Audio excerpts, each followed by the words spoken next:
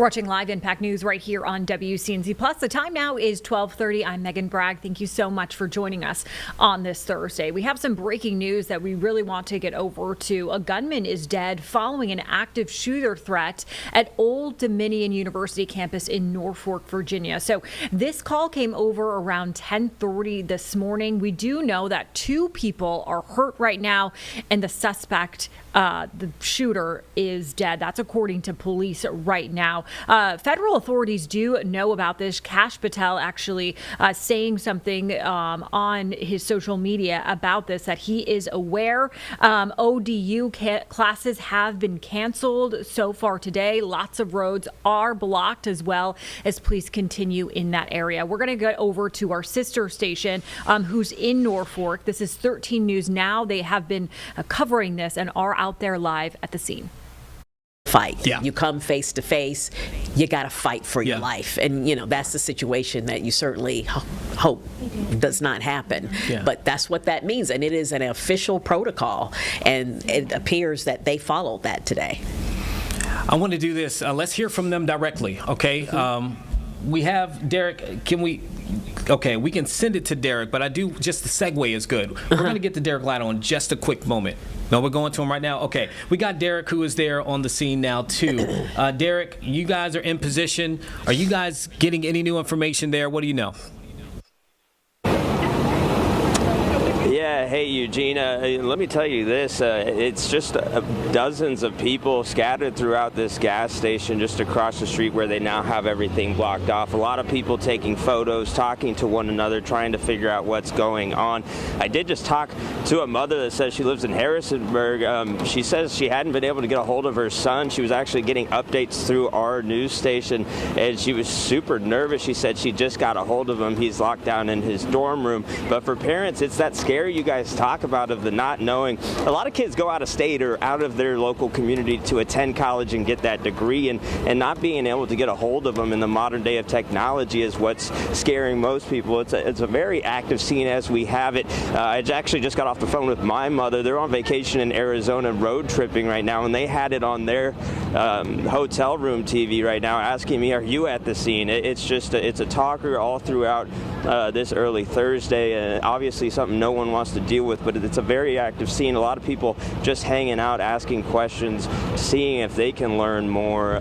We got a lot of police presence, fire crews, you name it here. A lot of it's been roped off. We actually, our photog Luca was telling me that he could hear them kind of going back and forth with whoever might have been that suspect in that hall just before they were roping off the scene even more. A lot of moving parts to unpack here, and I'm sure we will only learn more as we go through the day, you guys.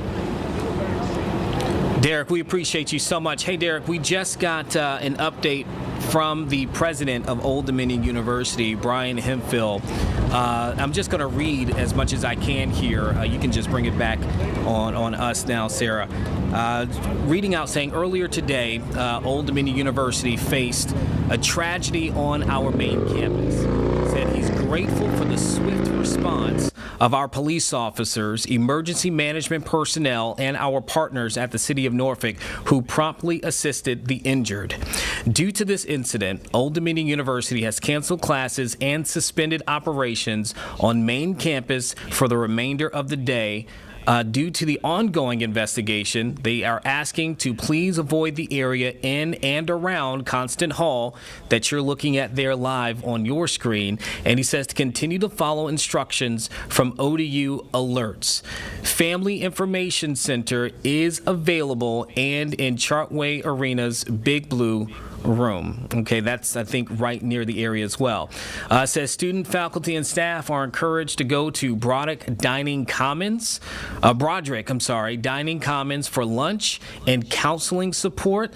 They also have a 24/7 peer support community called Talk Campus and other online counseling services and resources available for students. He points them to a website. If you're listening to this and you have a student or you need that, it's www.odu.edu/counseling-services. They are saying they're going to provide more information. Now, I want to read this at the end from Dr. Brian Hemphill. He says the safety of our campus community is his top priority, saying they're deeply committed to safeguarding all monarchs, ensuring a secure learning, living, and working environment at all times, saying they take this responsibility very seriously. They're remaining vigilant in our efforts to maintain a safe campus. And at the end, he extends his thoughts and prayers to those impacted by the incident, as well as the entire campus and the broader community. That was from Dr. Brian Hemphill, the president of Old Dominion University.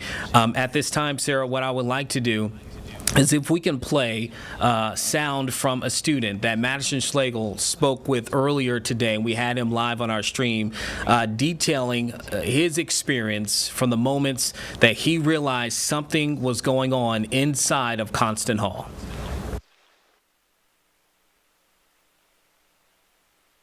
John, do you mind telling me a little bit about what was happening in class when you guys heard that alert? Yeah, well, it was just normal class, and then suddenly there was kind of a thud, and then a tons of running down the hallway and screaming, and then the fire alarm went off, and then it was just a bunch of movement, and it kind of felt like a fire drill. And then we got outside and someone yelled that it was an active shooter or something like that, and we all kind of like ran out of there. So you said that people were running. What was going through your head when not excitement, but the kind of danger that flashed through everybody's head kind of started to set in? Yeah, honestly, I was just hoping that the people that were involved were all right and that it would all settle out. I mean, I wasn't worried about myself. Like, I know where I'm going if I'm leaving, so it's no biggie. But just hoping that everyone else is okay. Right, and so this is just a typical Thursday for you guys here, but unfortunately this kind of massive event has now happened. Hopefully we're going to learn more information from police about what exactly has happened. But seeing this kind of action on campus, is this something that you've never seen before? Yeah, not something I've ever seen, not something I've ever witnessed at all, definitely. And seeing this amount of police here right now, are you a little maybe struck by the amount of officers and police officers we keep rolling up? Yeah, definitely. I was very surprised that but it's good because they're here to protect us and take care of us. And so that's a good sign that we've got this many people watching our back. And when you were leaving that building, were officers telling you guys anything specific as you were leaving, aka anywhere to stay away from, if classes are going to be canceled for the rest of the day, anything like that? Yeah, I hope classes are canceled because I got 2 midterms to take, so that'd be nice. I wasn't getting any notifications about that so far, but just to stay away from Constant Hall, which is where it happened. So that's the only thing that officers were kind of saying, just to stay out of the Constant Hall area? Yeah, out of the off campus really. Okay. As much as possible. So Do you mind just one more time for us? Young man detailing what he experienced inside. And I want to say we just got an update on the 2 victims that we now know are in critical condition at Norfolk Centera Hospital. We just got that from them, that there are 2 patients there who are in critical condition, and that's the first that we've gotten as far as when it comes to their actual condition, the state. Again, 2 people were hurt in this shooting, and we know that the gunman is also dead. Well, obviously, man, heart drops to hear that at the moment. I want to bring in right now the grandmother of one of the students at Old Dominion University. I have on the phone with me right now Nikki Curry. And Nikki, first off, you were telling me that your grandson happened to not be in class today, but he would have been in that building. How are you feeling this morning? And I know that you have some other students that you're connected with as well. Yes, my grandson is a finance major there at Old Dominion University, and that's where he normally has his classes. It's funny, I didn't know anything about the shooting until I looked up. I was watching Live Impact News. I was watching you. I was sitting here working at my desk, and I just so happened to look up because the TV is kind of faint in the background. And I saw, on the screen that there had been a shooting at ODU. My heart just dropped, and I'm just now getting my nerves together.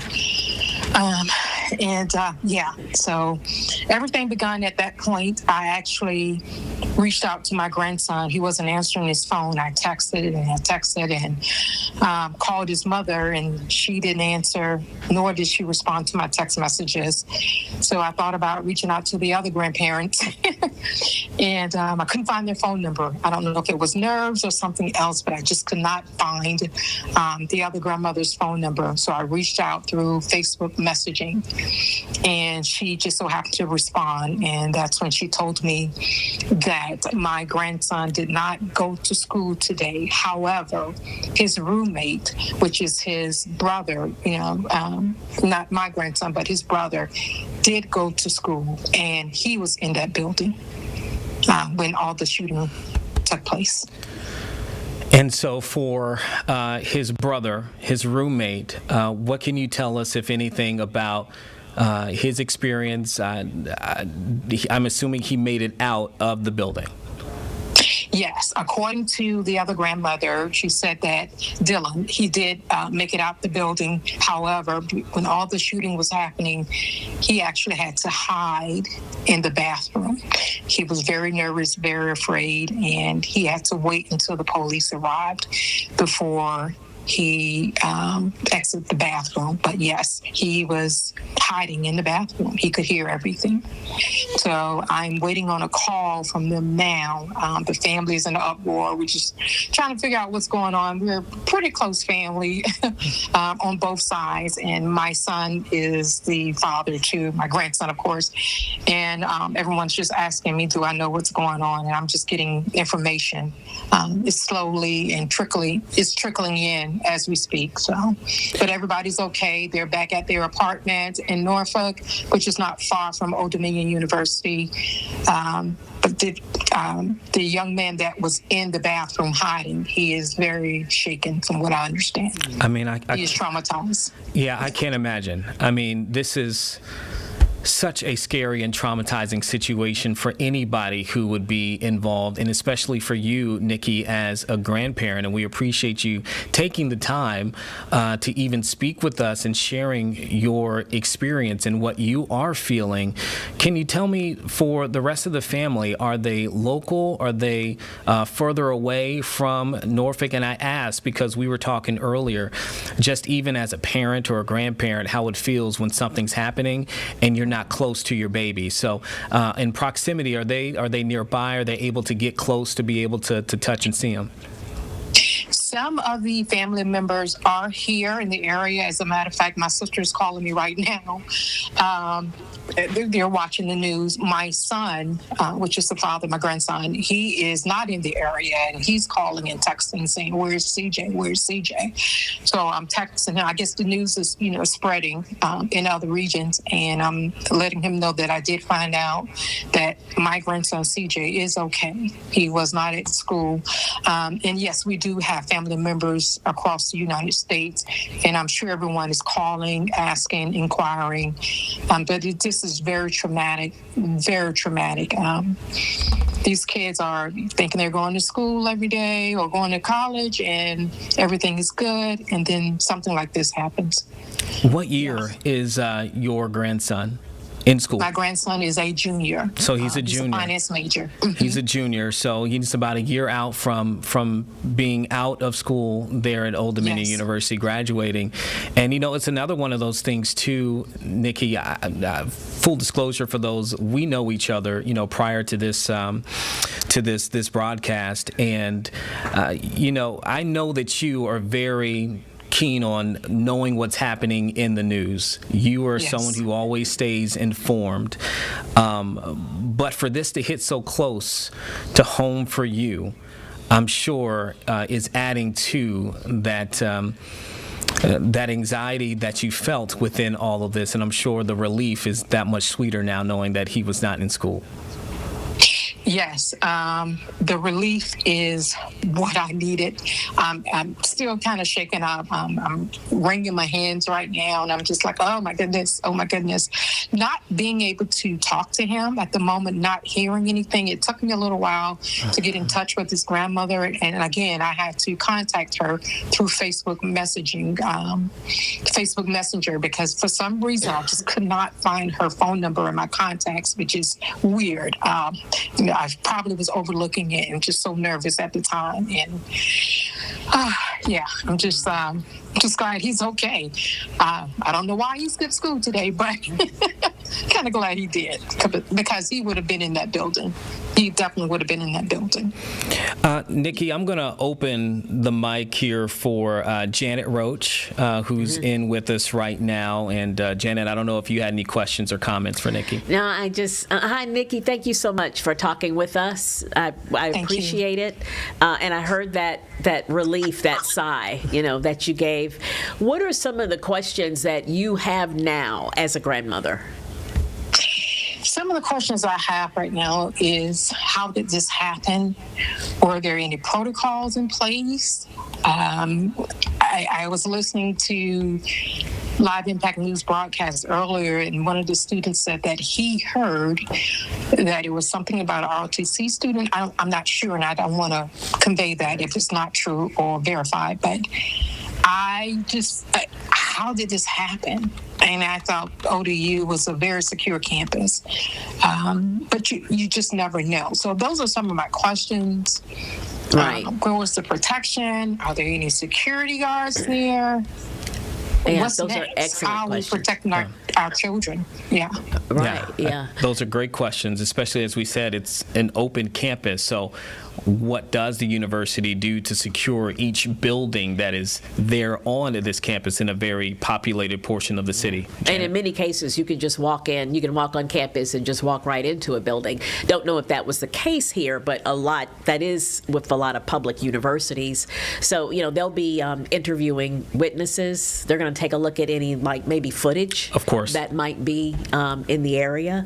And they'll evaluate their policy as well to try to answer some of the questions that parents and grandmothers like Nikki clearly still have. Yeah, and you can imagine that is the next one of the next stages that they'll look at, right? The first thing is you want to get to the situation. You want to make sure that everything is secure and people are okay. Then you figure out a motive and what happened. And then it's, how can we make sure that something like this can't happen again? And all of those stages, right, you imagine, are going to take place relatively quickly.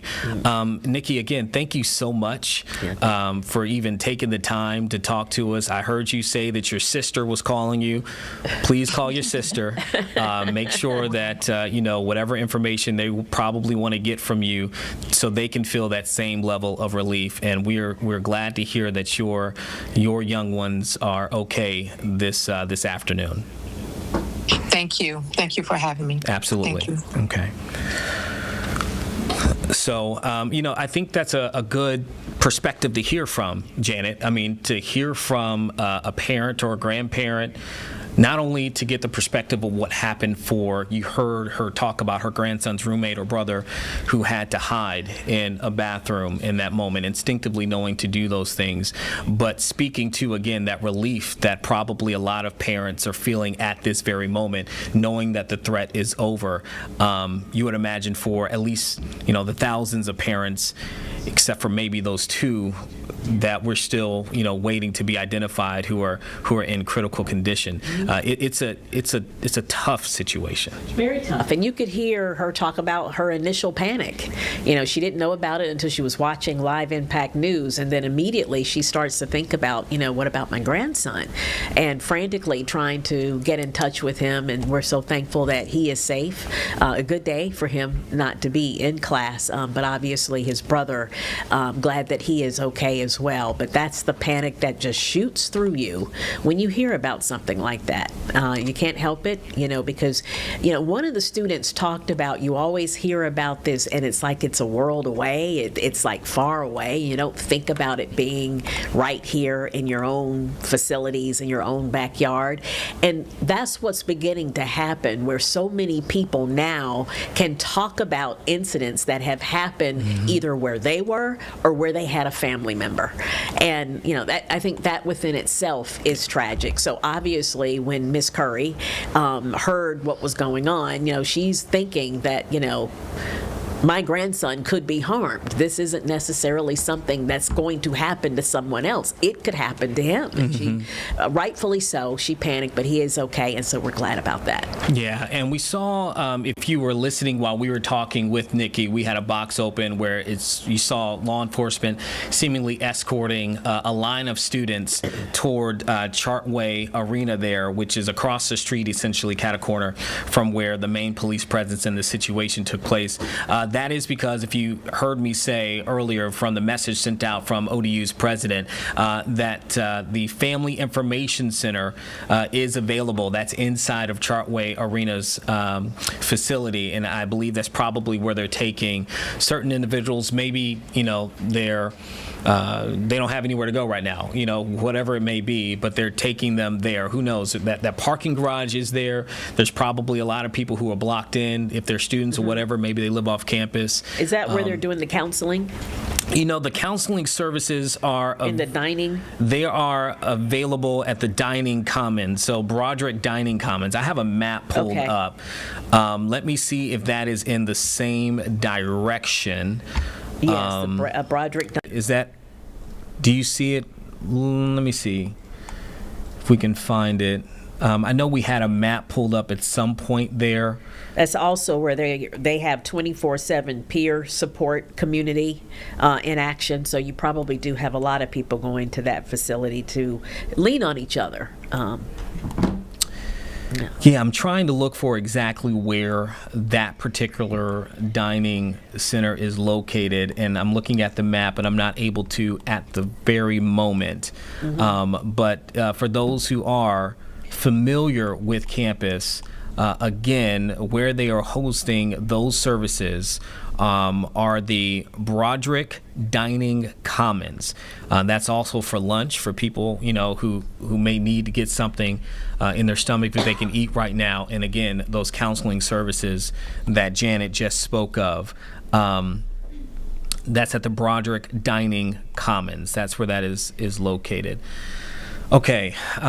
Yeah, I can't see it there, Sarah, but hopefully for people who are familiar with campus, they will be able to navigate and just at least with that information be able to find where that is currently located. Let's see one thing real quick. Okay, so with that, let's talk about this the traffic situation there at Hampton Boulevard again, at least one more time, because I'm talking about navigating there. That area is still blocked off if you're trying to roll through. I do believe you can see there the car that was there. Marta, where are we with the traffic situation there around ODU? All right, so let's review a few things about where everything is located, and so we can get some perspective on what exactly they're talking about when it comes to these closures. So you've got Constant Hall, that's right at the corner of Hampton Boulevard and 49th Street. Broderick Dining Commons, which Eugene was just mentioning, further down 49th Street, closer to Powhatan Avenue. And then, of course, you have Hampton Boulevard. You've got Chartway Arena on the other side. So people having to cross that main street to get to Chartway Arena. What do you need to know if you're a driver? Well, first of all, you want to avoid this area completely if you can. This is, of course, the scene where that incident happened. Hampton Boulevard, you've got 38th Street and then Colley Avenue. Hampton Boulevard still completely closed at this time. Janet, do you mind hitting the space bar for me on the computer? And then we can advance the graphics, maybe? Did it work? No, but that's okay. We can talk about it without it. As we take a look at this intersection, that stretch of road is going to be closed off. 49th Street is going to be closed off. You may be thinking, okay, I'll just take Colley Avenue. That's probably a good alternate route for me. I still would not recommend. I think it's a little bit too close to campus, and the map is still reporting congestion in that area. So do keep that in mind. Of course, further this way, you're going to have Granby Street, you're going to have Llewellyn Avenue. Those are going to be the better options for you when it comes to heading through the area. If you're not related to the ODU campus, if you're not trying to get to ODU, again, avoid the area altogether. But the closest, I would say, to get to ODU without being nearby this scene is going to be Granby Street for you. And if you're, heading towards Naval Station Norfolk, the 564 interchange or the 64 interchange, Granby Street will dump you out right there and you won't have to deal with either the interstate traffic or, of course, this scene this morning. So that's the area we completely want to avoid. It's mainly this corner of Hampton Boulevard and 49th Street. If we do get a minute, I would like to, okay, we'll send it back to you guys. But again, you've been seeing those live pictures. They're right at that corner. So that is what we're seeing in terms of closures. So just keep that in mind when you're watching the video. Keep this map in your head. That's what we're looking at. Back to you. Okay, Marta, thank you for that. We do have our reporters who are out on the field right now. Again, if you are just now joining in with us, an active shooter situation took place today at Old Dominion University. Police still on the scene. The gunman is dead. 2 people are hurt in critical condition at Centera Norfolk General Hospital, which is where we find Jeremiah Beatty. She is outside of that facility right now. Jeremiah, do you have any information for us that you've now learned? Hey there, Eugene. So a much quieter scene here outside the hospital. We had crews arrive here around 11:45. They said they saw several first responders arrive here. Now I want to kind of point your direction. We see at least 4 police cars here with Norfolk police outside this hospital. We're just stationed outside the Level 1 Trauma Center here at Centera Norfolk Hospital. And this is only 10 minutes from that large crime scene at ODU, but you can see not a lot of activity, but we have been able to confirm from Norfolk Hospital officials that 2 patients are here. They are connected to the current investigation that's going on right now, and we know they're in critical condition, but we have not, again, learned any of the details pertaining to if they were students, their ages, any of that information. We just know that they are seeking treatment here at this hospital. But again, a much quieter scene here this afternoon. We'll continue to follow what we see outside the hospital here for you, but I'm going to send it back to you, Eugene, in the studio. Okay, Jeremiah, thank you for giving us an idea of what it's like there on the scene. And back on campus, we have Madison Schlegel, who's also there. Let's see if we can take her and pull her up here real quick. Madison, if you can hear me. trying to get her shot up real quick. Again, still a fluid situation when it comes to, we got all of these teams who are out here right now. It has now started to rain as well, so you can see it there. Okay, there you go. All right, Madison, if you can hear me, nod your head. All right, so what can you tell us?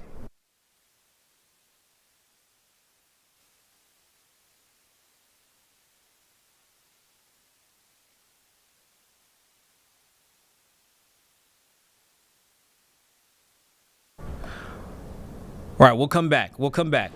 There's no problem. Let's see. You see? 1, 2, 3, 4, 5, 6, 7, 8, and 12, 13, Okay, 14, there you 15, go. We can hear you. 16. All right. Sorry about that, guys. Again, a lot of the elements, the rain has just started coming down hard. I wanted Connor to get off the tripod here so we could show you the area. Obviously, the police cars that we saw right down this street here, down Hampton Boulevard, have minimized since we've been here last. But again, Hampton Boulevard is still empty. But along in this street, we just saw police officers with strings of people walking down this road, coming across this intersection, walking across this intersection, and coming right into here. This is Chartway Arena right behind us. Now, Chartway Arena is where they've got the Family Information Center right now for people who do have concerns about their loved ones. And again, I would say we saw at least half a dozen police officers with each about 10 to 12 people being ushered from this area. I would say anywhere between probably 2 dozen to maybe 3 dozen to 4 dozen different amounts of people that they shepherd down the Hampton Boulevard here, across the street, and into the Chartway Arena. Again, we've been showing you those maps of where those different pinpoint places are on campus where there have been investigations and where they are sending people even for those counseling. But I want to swing you back over here again. Usually during this time, Hampton Boulevard is stocked with people. You know, this is a busy, heavy thoroughfare. And for us to be standing in the middle of the street in an afternoon like this on a Thursday just really isn't unheard of. But as we've kind of monitored, you know, we are a little bit further down from that original scene where our other crews are. But right here, this is a thoroughfare where those students are coming from. So we've heard from students that were in the building when it happened, who heard some of those gunshots. We also spoke with some students who said that they saw somebody laying on the ground. We also heard about the stampeding footsteps that they remember, just the moments when those fire alarms started going off in the building on campus. But again, we've seen some students coming to and from. Now with this rain really beating down on us, the campus really is starting to clear out. But once again, over here at the Chartway Arena, that's where they're sending people who have any questions or qualms right now with their family members or are concerned about what's going on. So if you do have a loved one and you're wanting to know what's going on, right here behind us, the Chartway Arena is the perfect place to start, especially when it comes to answering some of those questions. But live here in Norfolk, Madison Schlegel, 13 News Now. Okay, Madison, thank you for that. And we are expecting now. All right, those that's from our sister station over there at 13 News Now. Recapping a little bit, over at OUD campus, or ODU campus, I should say, one suspect was shot and killed. 2 people are in critical condition at this time for that school shooting. So we will continue to update you on this as we do continue to learn more. So keep it right here on Live Impact News on WCNC Plus.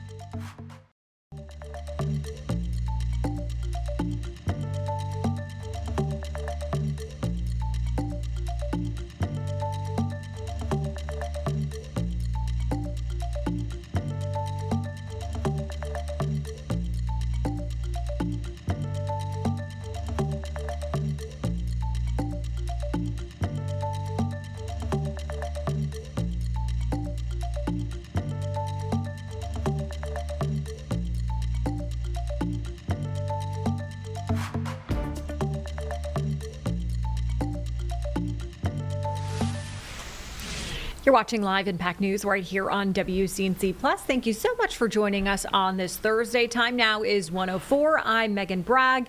We had some storms come through that really did some damage in our area. If we take a look at Duke Energy's outage map right now, you can see 3,000 customers in South Charlotte are out of power right now, being affected. If we zoom it in a little bit there. It looks like 3,000 maybe total in the area, but it looks like in the about area. Oh, okay. maybe like 1,000 down by like Indian Trail and Matthews. Yep, 1,000 down there. Okay, there's still like 400 in Charlotte. But yes, 3,000 in North Carolina really affected, but looking a lot better than it did this morning. So that is some good news. Our very own James, he's a producer here. He was able to go out on the street and kind of look at all the day off, mind you. He's awesome, you guys. The fact that he did that is amazing. With his daughter in the car. Yes. I told him, it's like, you don't have to do that. But he does it. This is why he's an A+ team player. This is what we do here. This is what we do here on Live Impact News. He's very involved in Live Impact News too. So shout out to James. He's going to give us a look at what's going on in South Charlotte with some of the damage over there. So let's take a listen in.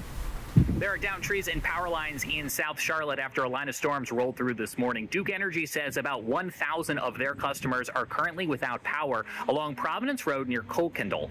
Now, 1,000 customers just is the number of accounts that Duke Energy holds. It doesn't actually give us an accurate number of how many people are currently without power, because inside the power outage zone, we do have Charlotte Latin School and the Providence Spring Elementary School, where we'd have numerous teachers and students who are currently in that area without power. We did see Duke Energy out and about right now working to remove down trees and restore power to the area as the cleanup continues. Here in South Charlotte, I'm James Brierton, WCNC Charlotte. Well, we definitely appreciate that from him. So lots of storm damage that you could see in South Charlotte over there. We're going to bring in my best friend right now. I call her my best friend right now. You're right here and right now. You said my best friend right now. I'm only your best friend right now. I'm saying we're bringing in my best friend right now. Okay, I appreciate it. I was very concerned. No, I was gonna best friend first, meteorologist second. Oh, yeah. I love that. Yeah. Okay, Brittany, I know it's very dark out there right now. Last time I checked, I guess I should say, cloudy. It is so cloudy. Chilly, all the things. It is. Are we expecting this all day? No. Okay, good. But the only thing that's changing is that the sun will come back out. So no more storms. That's good news. Scattered power outages, a little bit of tree damage. Now, I will say a lot of the pictures that James was sending down there in South Charlotte did look like some of those trees were a little bit thicker, which South Charlotte did look like it could have seen some wind gusts during some of that time period, around 50 to 55 miles an hour. But I've seen a lot of storm reports of trees down that are the Bradford pears, which we all know them by their stink. Those are actually very weak trees, so it's very normal that they do fall. The good news is that if they do fall, well, one, hopefully they're not blooming, so you don't have the smell as badly, but it doesn't cause as much damage if it falls on something, because again, those storms are very weak. I was actually talking to Larry about that in the Weather Center, and he said essentially he could sneeze and the tree would fall down. Wow. I don't know. I was supposed to say, if you hear something in the background, somebody was cheering. We don't know what's going on. I don't know. I'm cheering for the fact that the weather is going to turn a bit cooler and drier tomorrow, because we're truly going to be feeling more like March standards in the Charlotte area, where it's been so gross and warm and humid over the last few days. So scattered power outages, tree damage, that's what's new. Now we're looking for clearing out skies. And then again, tomorrow, March does return. Here's the current Doppler radar. If you were watching our midday newscast yesterday, I did talk about the fact that we were going to see some of those gusty winds due to kind of a bowing out segment that happened. Again, mainly south of Charlotte. So it's pretty much Charlotte southbound all the way down toward portions of Lancaster County, York County, and Union County. Now all that's left is just a little bit of rain. Two windstorm reports that we did have, I want to point out here for you. Weddington, just near Providence Road and Kuykendall Road, and city of Catawba near South Anderson Road. So both of those were thunderstorm wind damage spots. Both of those, again, caused by severe thunderstorms between 9:30 and 9:45. Again, if you see the storm reports and you are ever wondering how can my storm report get there, best thing to do is to send it to us, our team at WCNC Charlotte. Any of our meteorologists, myself, Brad, we're specifically always on our phones.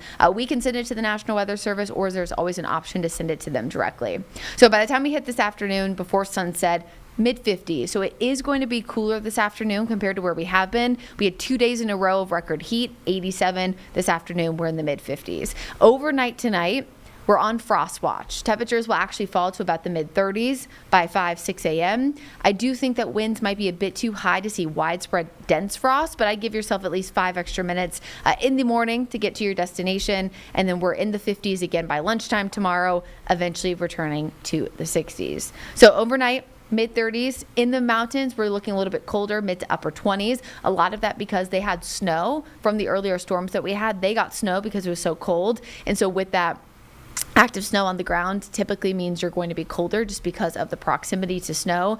Remember that the sunshine heats the ground, which then in turn heats the air. Sunshine does not directly actually heat the air. It goes sun to ground back up, or sun, to ground back into the air. And so when there's snow on the ground and the sunshine tries to hit it, it's melting the snow before it's actually warming the air, if that makes sense. So 30s tomorrow morning, 60s in the afternoon, a really perfect March afternoon here in the Charlotte area. We're normally in the 63-degree mark for highs. That's what we have tomorrow. Again, I know it's going to be a shock after 2 days in a row of 87, but that's where we are. In the near term, we see that slight cool down, but then we have what's called zonal flow for this weekend, meaning temperatures are pretty steady before a big, large storm system comes in early next week. Big dip in the jet stream brings us eventual cold weather. So 60s tomorrow, 70s Saturday, 70s again Sunday with some afternoon showers. Eventually, storms move in by Monday. There is a chance that I might be going weather impact alert on Monday, but right now things are a bit of a question mark. Not enough confidence to call that now, but I would be mentally prepared for storms to return again, mainly on Monday. Here's some showers for Sunday evening. Here's Monday morning. That's where the line is. You can see here at 9 o'clock, a line of storms moving through Anderson, South Carolina, portions of the upstate Bristol, Tennessee. That's what we'll be watching by Monday for a small chance we might be going weather impact alert. Mainly about 10 to 4, and then it's out of here. With that secondary cold front, that's what brings us the real chill. Tomorrow, not expecting a lot of widespread frost, not a chance for a freeze, but next Tuesday, Wednesday, both mornings are going to be bitterly cold. It's just a reminder that we're still in spring. That means still we're in temperature swing season. There's a reason why I would tell you not to plant until after tax day. Winter's not done with us just yet. So tomorrow, it's feeling spring-like, temperatures in the 63-degree range. Again, that's our norm for this time of year. Warmer this weekend, mid-70s, and then here comes that big temperature swing Tuesday and Wednesday, so the 17th to 18th. That's St. Patty's Day. If you have plans to go outside at any point on Tuesday, if you're wearing your green, it's got to have some kind of jacket component because it'll be very chilly in the afternoon, starting in the 30s, only ending in the 40s. Say, what are you guys doing for St. Patty's Day? Are you doing anything? You know, wait, St. Patrick's? It's a Tuesday. I know, but isn't this like this weekend you celebrate? Yeah. I guess. Okay. Do you? Let's do something. We should. Yeah. I'll drink some green beer somewhere. You know me. Let me know. I mean, she's always up for a good time. I mean, I have to go to work, but I can hang out before. Okay. I'll drink a green beer for you. You would anyway. We'll figure it out. We'll figure it out. Not on the podcast, our podcast right now. I know. Just friends. I was about to say, I was laughing because I was picturing simultaneously in my head like another joke of Sharif running in here being like, nope, shut it down. Shut it down. I also do need to mention, because I forgot, that with the rain this morning. Oh, wrong one. Typically, we think that it's going to help with the pollen. Inadvertently, unless it's a widespread rain that kind of washes everything away, it can actually make it worse sometimes because we're kind of feeding the ground for more blooms, and with gusty winds, that kind of kicks things up and moves it.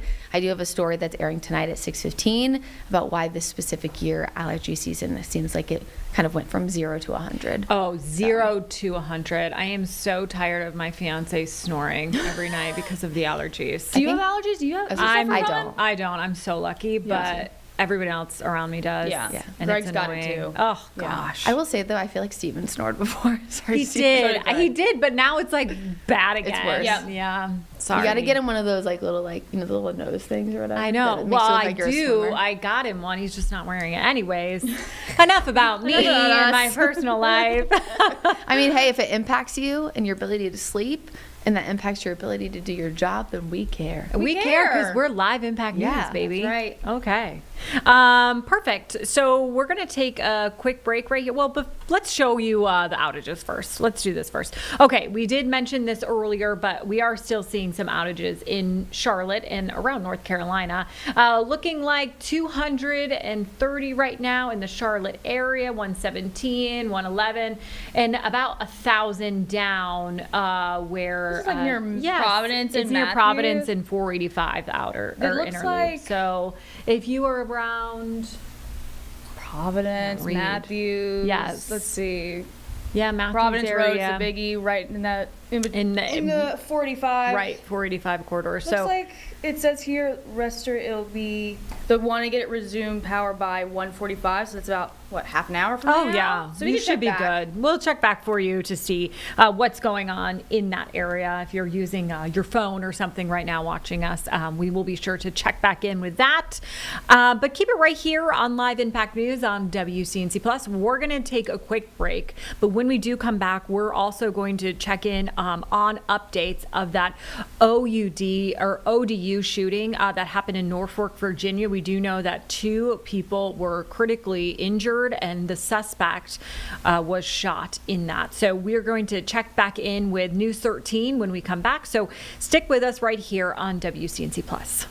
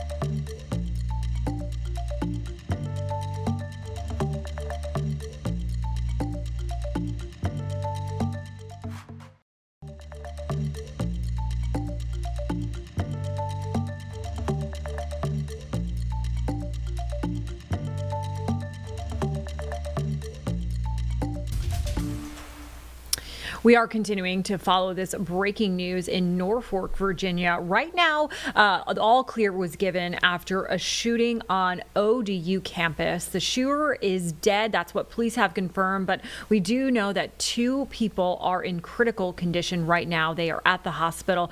We're going to send it over to News 13 News Now because they are talking with parents and students. And we're going to take a listen into the latest there.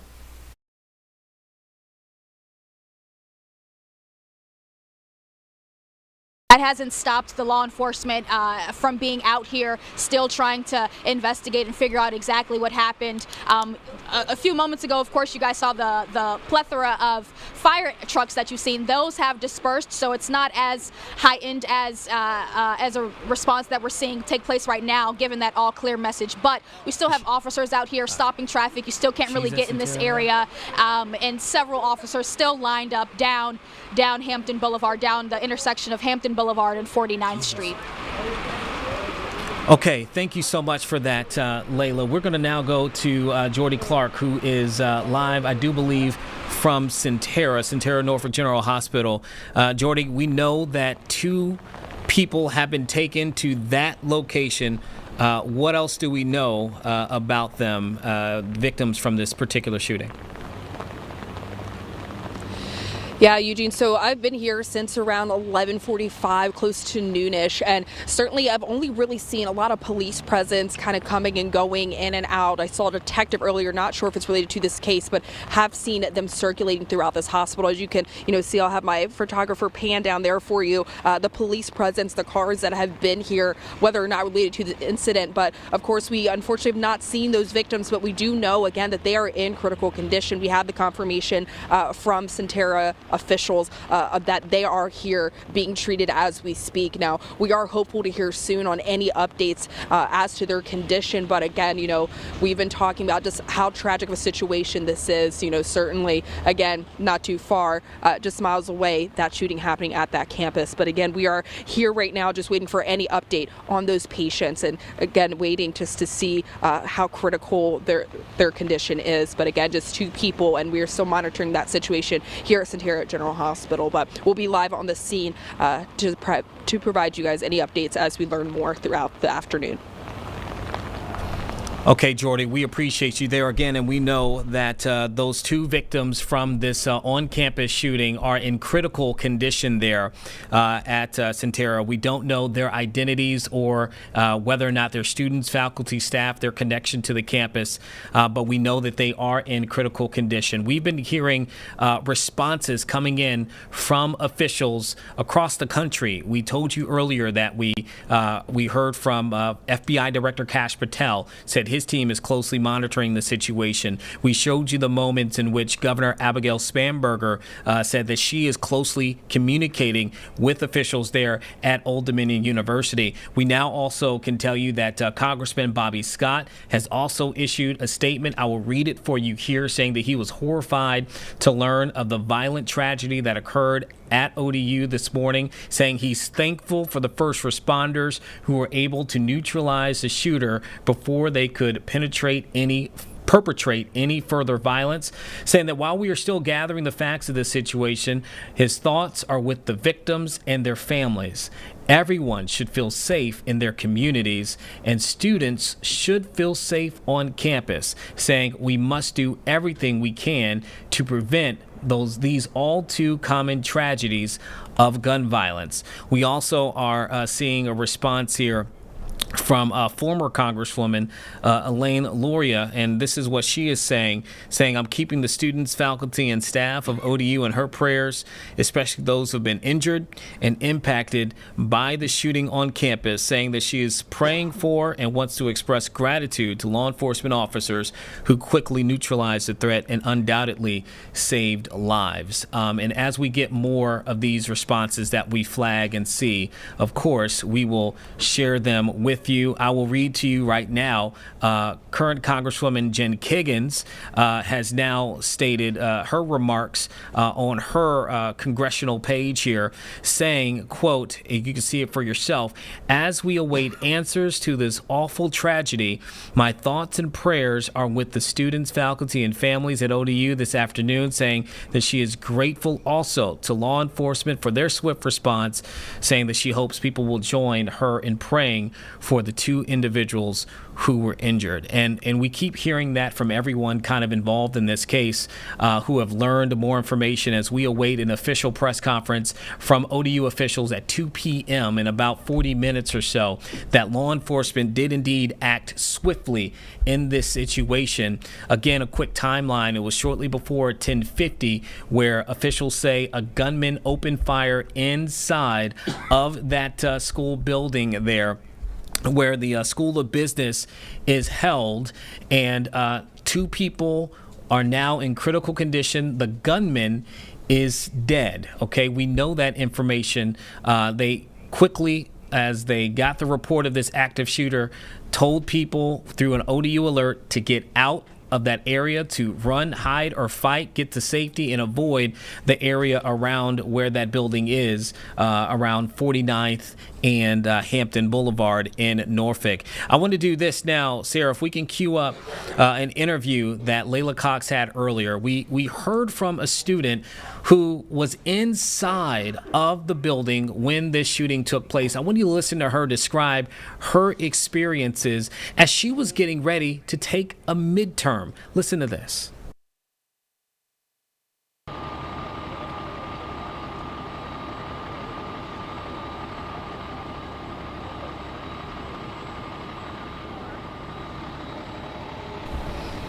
Give us a quick second. We're queuing this up. This was pre-recorded here, but I think she should be talking now. That's right, Eugene. I'm here with sophomore Jennifer. She tells me she's a criminal justice and sociology major. She was in the hall, and she's just gonna, first and foremost, I want to ask you, Jennifer, how are you doing? I know you and your friend were calling your parents just to let them know that you guys were okay, but a few moments ago it was really, really scary for you. It was. At the start, I was full of adrenaline, but now I'm more disappointed and more saddened by the whole fact. I just want to cry now.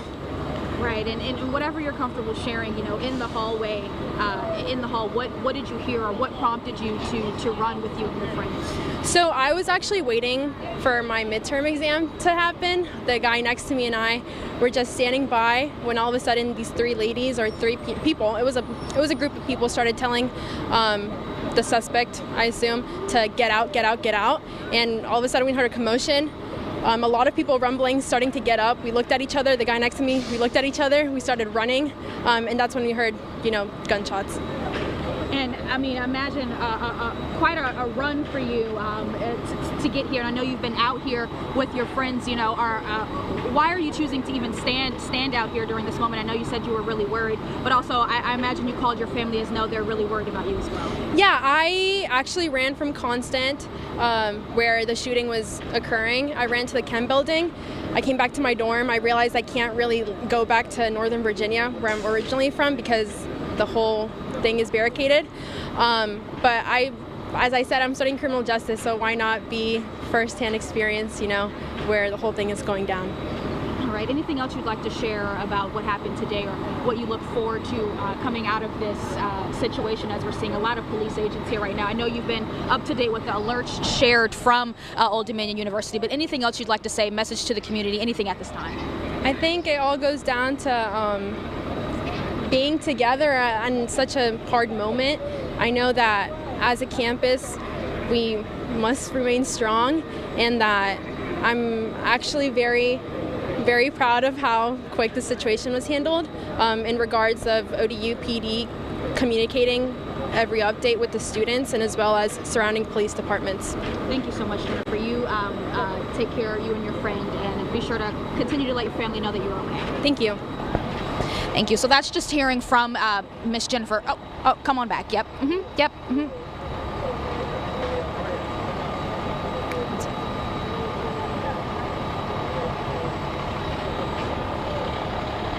That's right. We do have more breaking news that we want to bring you right now. We are working to get that live picture up for you, but let's talk about what's going on. This is in West Bloomfield Township, Michigan. We are told that an active shooting situation was there after a truck crashed into a Jewish synagogue in West Bloomfield. So police believe that vehicle crash was intentional into that building. I'm reading this off of our sister station right now. So Michigan State Police do say an active incident happened early this afternoon at Walnut Lake Road in West Bloomfield Township near the intersection of Walnut Lake and Drake Road. So police say sources believe a truck intentionally crashed into the building, and then that caught fire. The smoke at the scene, you can see that smoke from the scene there. Temple Israel is a Jewish synagogue that has a preschool and a large congregation.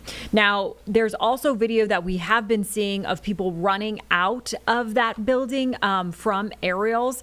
We're going to head over to our local sister station there. Right now, you can see police responding to shots fired at that synagogue. So let's take a listen in. Police nonstop sirens in the area. And wow. we just hope that the kids, so we can confirm that a truck, believed to be a pickup truck, crashed into Temple Israel there in West Bloomfield, caused a fire, whether it was intentionally set or because of the vehicle crashing. We don't know that just yet. Shots confirmed. Shots were fired here. From people that go there, they say in the area of that crash, if it's right there, those two doors, right there in that area. We don't know if they were able to react to this. I was just going to say, we don't know if it was the guards who fired those shots or if it was indeed the person in the truck. It's a very good point, because if the crash happens, then they start firing police here. The shots fired, those could have been from security guards that would be there. Preschool was in session today at Temple Israel. We're hoping what you just heard from someone who goes there is true, that they've been ushered to Shenandoah Country Club, which is right next door. We're hoping that's the case. And again, we do want to confirm we have no reports of any injuries just yet. People in that area who are getting alerts from both clergy and police and the school district, which will update what's happening with the West Bloomfield schools in just a moment, but they're hearing that there were shots fired and that it is an active shooter. And they're also being told, people in that area, thinking that the shooter is down. So we're waiting to hear that. But let's go back to the schools just to update parents who might just be tuning in now. We've been on the air for about a half hour. And schools in West Bloomfield on lockdown under the situation of going to continue with classes, but schools are locked. No one in, no one out. Same going for all Jewish temples, places of worship right now within the area. Those warnings have gone out to make sure that everyone is on high alert. That's the official statement you're seeing there from West Bloomfield School District, which is letting people know about that and what's happening within the schools, being made aware of that possible situation within the community. And again, Henry Ford is nearby. If there are casualties, we'll keep you updated on that part of it. West Bloomfield, there's the statement there. Class is continuing, but students are not outside. No access to the building right now, entry or in or out, and won't be until dismissal at that time. We do have two reporters on the scene. Amaya Kuznicki is there. Lauren Kostick is also there. And you just heard Amaya speaking to a woman who's a member of the congregation there at Temple Israel, which is the largest Jewish congregation in the United States. Over 3,000 families, Temple Israel, we're talking about as a whole. It's a flagship congregation of the Union of Reformed Judaism in the United States. And I want to get back out to the scene, bring you some live pictures either from the scene or from Sky 4. As if you're just joining us here, as we hit 1:30 in the afternoon here on Thursday, police responding to this incident at Temple Israel, which we can confirm is a truck that has crashed into the building, causing a fire. We don't know how the fire began just yet, but there is a fire that firefighters are reacting to. We can also confirm shots have been fired. Again, there are security guards at that temple, so we don't know where the shots came from just yet. I want to get back out to Lauren Kostick, who has been at the scene now for several minutes. And Lauren, I know you could see just an incredibly big police presence out there. What are you seeing now? What do you know now?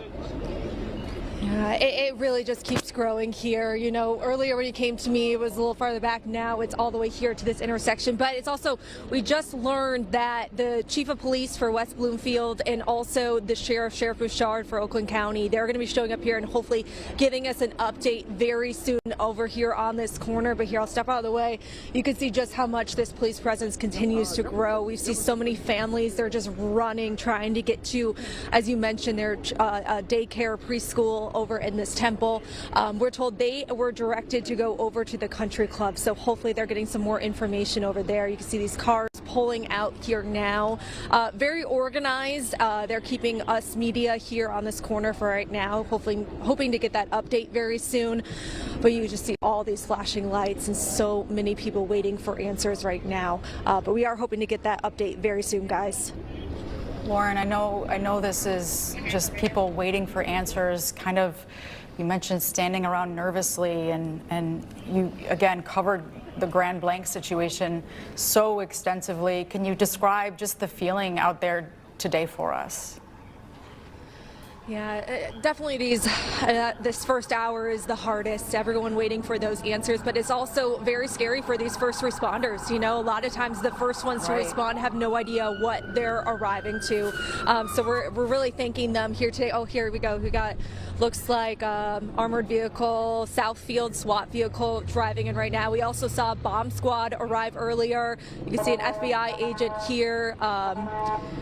But yes, so many different agencies responding and everyone here on this corner just waiting for those answers. But yeah, definitely this first hour is critical, and these first responders that are arriving are just here to help. It seems very organized at the moment.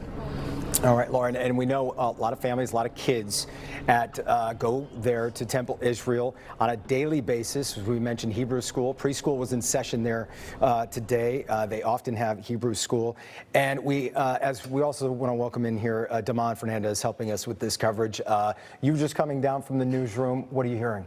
Yeah, you know, we're in the newsroom right now trying to filter through the information, confirm what we can confirm, and also get some perspective. Obviously, Temple Israel is a community hub. You mentioned so far that a lot of community members, in addition to the faithful there, you have children there. Just talked to a friend who said that her children attended Mommy and Me there, and she was just there last night. So obviously a lot of people have eyes on this, and the police presence there, the large emergency worker presence there is rattling that community right now as we sift through the information that we can confirm. Again, it's imperative, if you don't have business in that area right now, law enforcement agencies are urging people to stay away just because of the chaos in that area right now, the immediacy of it right now. You don't want to put yourself or other people potentially in danger. You know, oftentimes when situations like this happen, there are looky-loos out there, people who are curious. They see what's happening on social media. But again, law enforcement is urging everyone to stay away from that area as they try to sift through this and as we try to find out exactly what we can confirm. Again, a car into the temple, fire started. We saw people scrambling in that video, trying to get out. It's obviously a chaotic situation out there, and one that reminds so many people. I'm hearing from some people on social media about the church in Grand Blanc. Similar situation, a car into the building, fire set, really very similar. Bringing back some horrible memories for people. Yeah, and also going on what you just said, reminding people not to go to those areas. This also, keep in mind, I'm sure there are a lot of parents with kids in West Bloomfield schools that are freaking out right now, for lack of a better phrase. But again, those schools on lockdown, they're continuing with classes.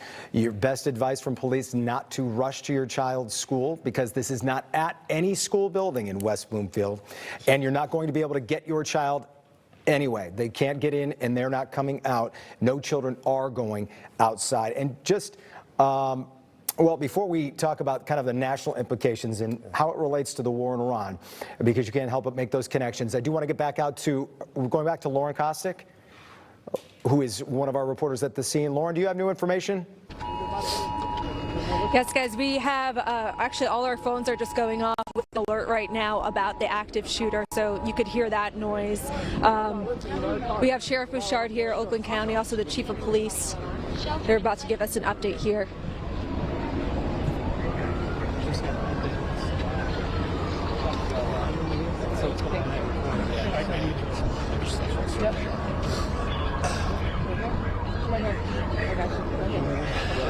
Sheriff and Sharp here. So obviously we've got the chief, West Bloomfield, and their team incredible. The local security at the temple on top of things. It appears it's still very, very early. Everything's preliminary. At least one individual came to the temple. Security saw him, engaged him in gunfire. The scene, we're not getting any active stimulus at the moment. We have everything here that we need, including, medics and tactical gear. We're looking to see if there's more than one person. We're still trying to figure that out. We're trying to get access to the video.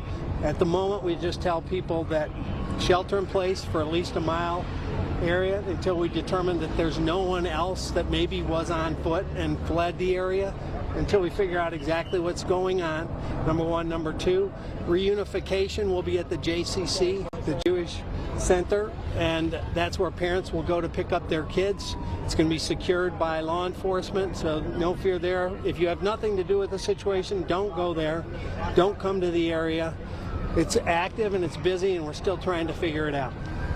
Guys, can you say anything about any potential casualties, anyone hurt? Nobody at the moment has been confirmed to be hurt, except potentially.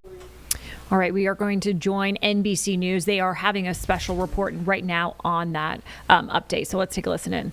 Folding at the Synagogue, Temple Israel, and West Bloomfield, not far from Detroit. Police are also asking for members of the community to stay away from that area. A fire appears to be burning at the scene as well, with smoke billowing. At this hour, it remains unclear if anyone was hurt, but officials are speaking now. Let's listen in.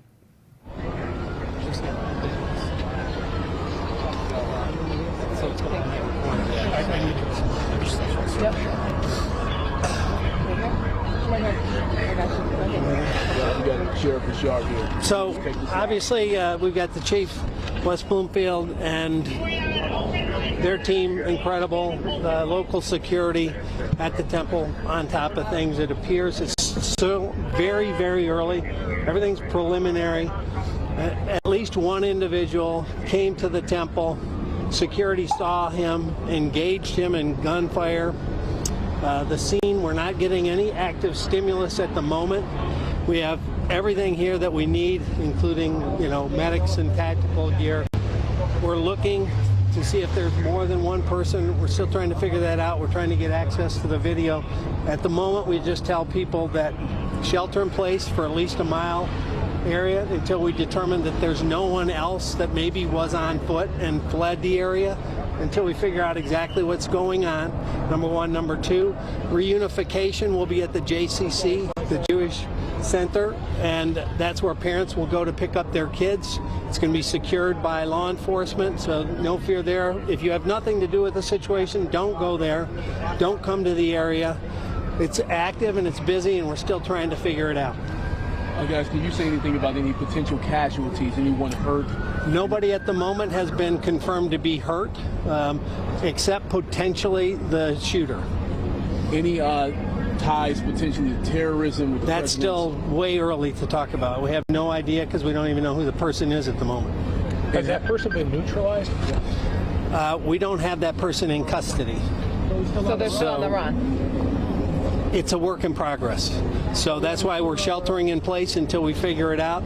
It's a big facility with a lot of land around it. Until that gets secured and everybody's comfortable that there's no active threat in that spot, stay away from it, shelter in place. We're told there's a daycare, preschool, are all those kids out? Yeah, everybody's been moved out of the school. We've got a ton of people here. As I said, West Bloomfield got on scene in a heartbeat. Everybody else came from everywhere. Actually, the chief and I have been communicating for almost 2 weeks.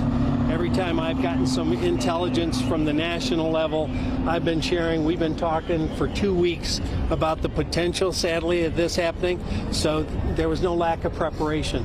In addition, all Jewish facilities in the area are going to have a lot of extra presence around it until we figure this out. What about the school up the street, Pleasant Lake? Is it safe over there? Pleasant Lake Elementary is right here? Well, again, we would tell everybody to shelter in place. Okay. Was there any security at this temple, as you mentioned? Yes, there was. Okay. And they engaged the threat. So there was one person that approached the security guard and... That's still a work in progress. Okay, and then shots were fired? Shots were fired. There are reports that somebody crashed with a vehicle into the building. A vehicle was involved. Did it breach the building? We're going to get into more details when there's time for that, and the chief will lay out exactly, specifically what happened. But we just want everybody to kind of know what's happening as we get it. More will come to you. Thank you. Thank you. Sheriff, will you come back in here? If you're just joining us, we've been tracking an active situation at a Michigan synagogue. I want to bring in NBC's Tom Winter for the latest on this investigation. Tom, we just heard from authorities, a couple of headlines there saying it's an active situation. A vehicle was involved. Can you talk us through what we know so far? And do we have a sense of any injuries at this point? Sure, Zinkley. We were just listening to Sheriff Michael Bouchard, who runs the Oakland County, Michigan Sheriff's Department there, speaking about this incident. So far, no indications of any injuries except for potentially to the person who may have been involved. What happened is apparently earlier today, an individual either in a vehicle or stepping outside of a vehicle was engaged by security that is there at Temple Israel in West Bloomfield, Michigan. They fired shots at that person or at that person's vehicle. It's still a little unclear at this time of the investigation. At that point, the vehicle may have actually entered the building. Smoke was seen coming from the building on video from a helicopter that we saw just moments ago. And right now, they've been able to evacuate that building, which does include a small school. So fortunately, everybody is out of there now, according to officials at this early stage of the investigation. Who this individual is, what this individual was trying to do, what the motivations might be, are all still unclear, and they're not even close to that in terms of the investigation at this hour. They're just trying to make sure that they know where this person is, make sure they're reviewing tape, according to the sheriff, to see where this individual may or may not be, and to see if there's any other individuals as well. And so they're in the process of clearing that school, but it does in that temple, but it does appear that everybody has made it out of there. They've set up a reunification center. We're also received word in that press conference that there's been no stimulus from the person they believe is responsible. I'll translate that. That's kind of law enforcement speak for saying, you know, this person might still be inside of the vehicle, and so they haven't had any response from that person. But obviously, they want to be very careful as they approach that car. Want to be very careful as they approach that scene. There were reports, I think we've seen from our own eyes here on the video coming from the scene of bomb squad en route, potentially just to make sure that there's no sort of explosives or any incendiary devices on that vehicle. But again, it's still very, very early here, Zinkley, and all we really know at this point is there doesn't appear to be any injuries outside of the potential suspect that's involved here. This incident does involve a vehicle going into this Temple Israel facility, and obviously law enforcement is very concerned. Look, you heard them talking about it there. They're getting information that's being passed to them through official channels from federal law enforcement in this country. Everybody is acutely aware of what's going on in the world, the ongoing war with Iran, Iran's proxies, and what's happening in the Middle East. And you see the threats that have been passed along, some unverified, some not, here in this country. And so everybody is concerned when it comes to these sensitive religious sites, including this temple, according to the sheriff.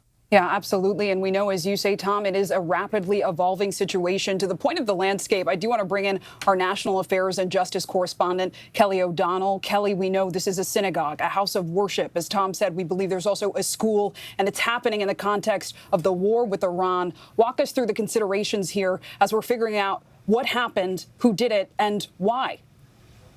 As we've all been watching this, you can see in the pictures coming from the scene the enormous law enforcement presence there. That is an indication, a measure of how sensitive these matters are. Of course, in other communities around the country, we've already seen an elevation of security around especially religious sites and especially those in the Jewish community. This particular location is home to a community of 3,000 Jewish families. As you pointed out, there is a school, there is child care on the site, and it is a hub of the community as it's been described by those who live there. And so because of the wider context of the war with Iran, and also, of course, remember, Detroit is always sensitive to these issues because not only is there a prominent Jewish community, but it's one of the largest communities inside the United States of Arab American communities of various nationalities. And so there is a coexistence that exists in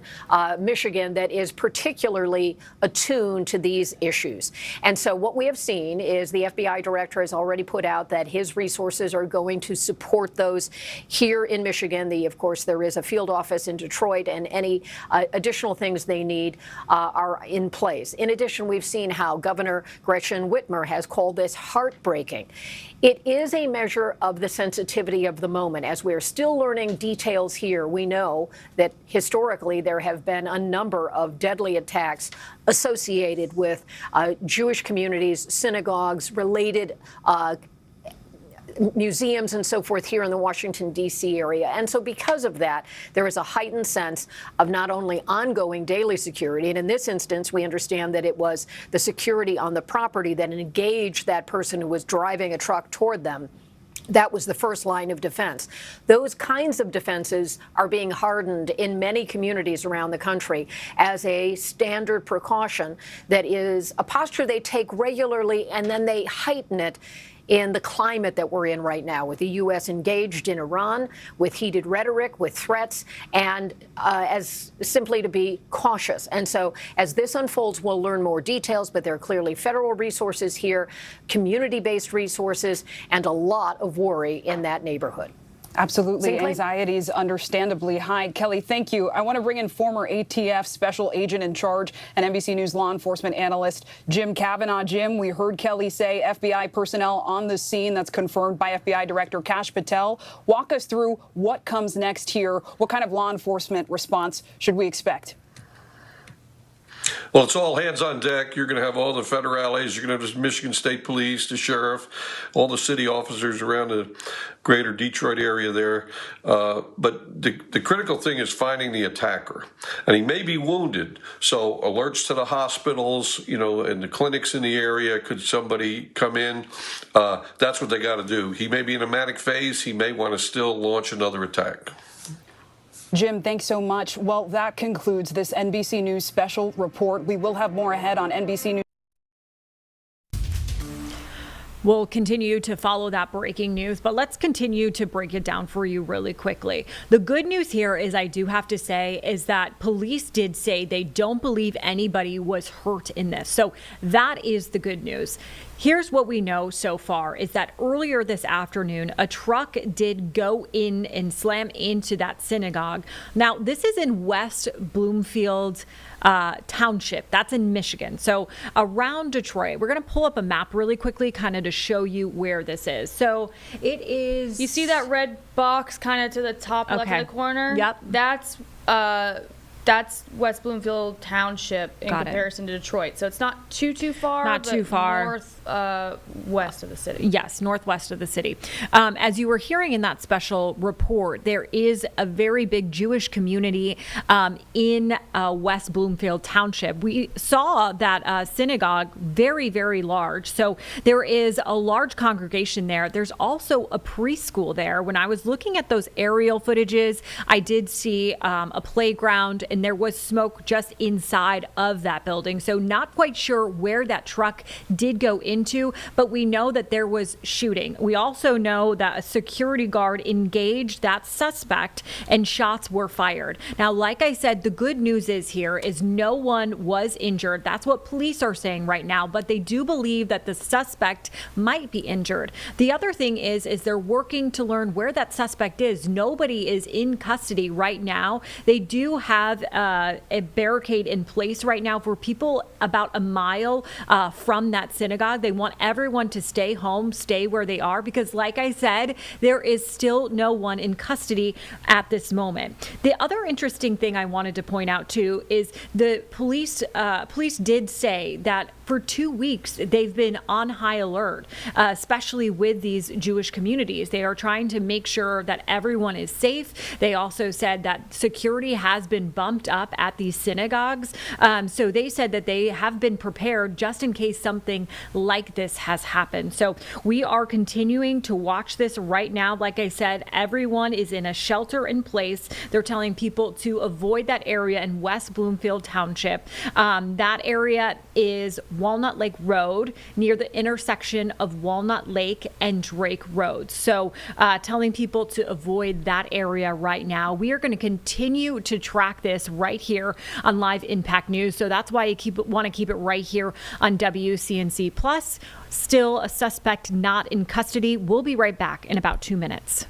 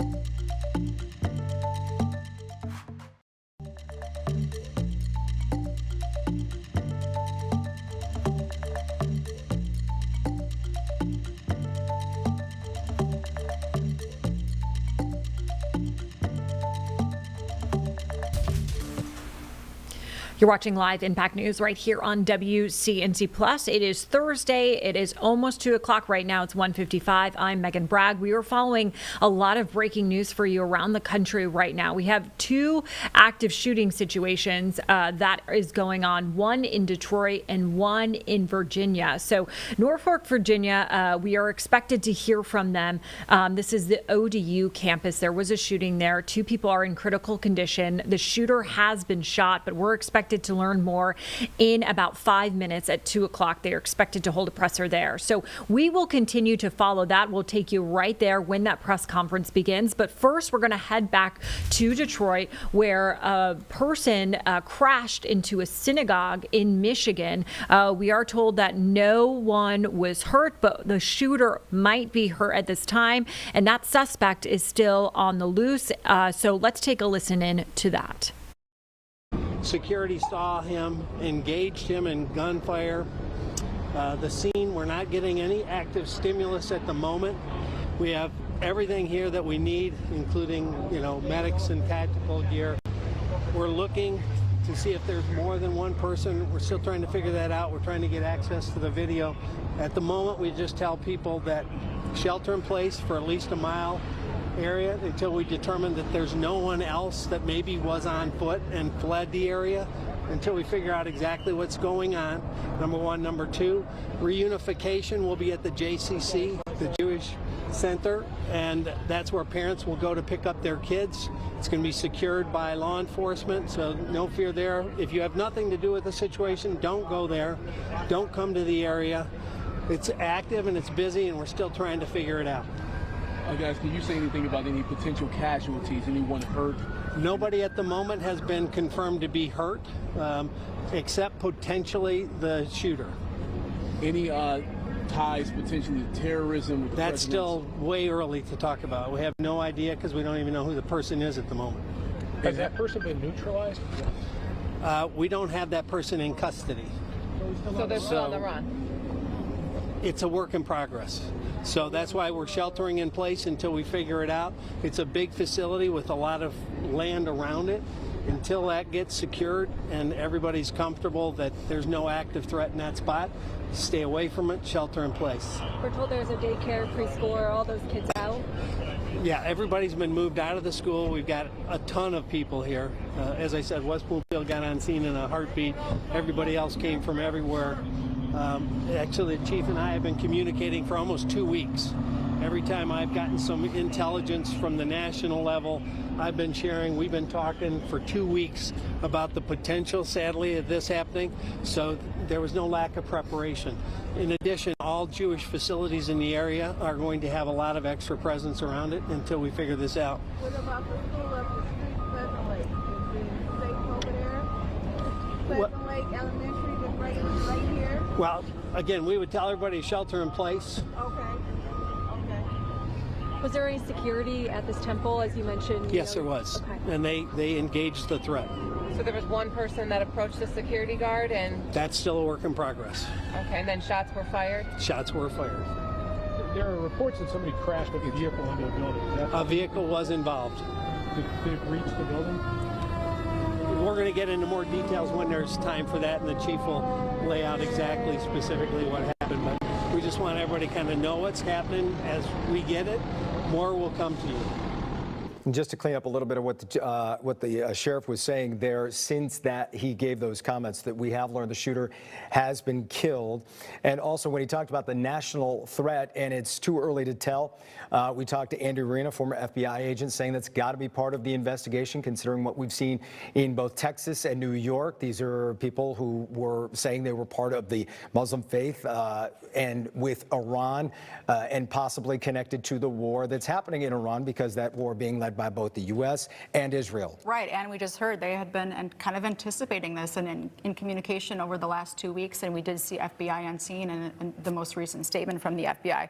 The good thing, though, we did just learn now, all children out safely. We did not hear any other injuries, thankfully. I know a lot of people were extremely worried about that with that huge preschool that we were learning that was inside there. I know we spoke with people who were frantic and worried out there earlier today. And you know, Eric and Jason, so interesting because it was only 13 hours ago that Temple Israel was. We're going to head on over to Norfolk, Virginia right now for the Old Dominion University shooting. 2 in critical condition, and the gunman is dead. So let's take a listen in. And being here today, I am Garrett Shelton, Garrettshelton. I'm the chief of police at Old Dominion University.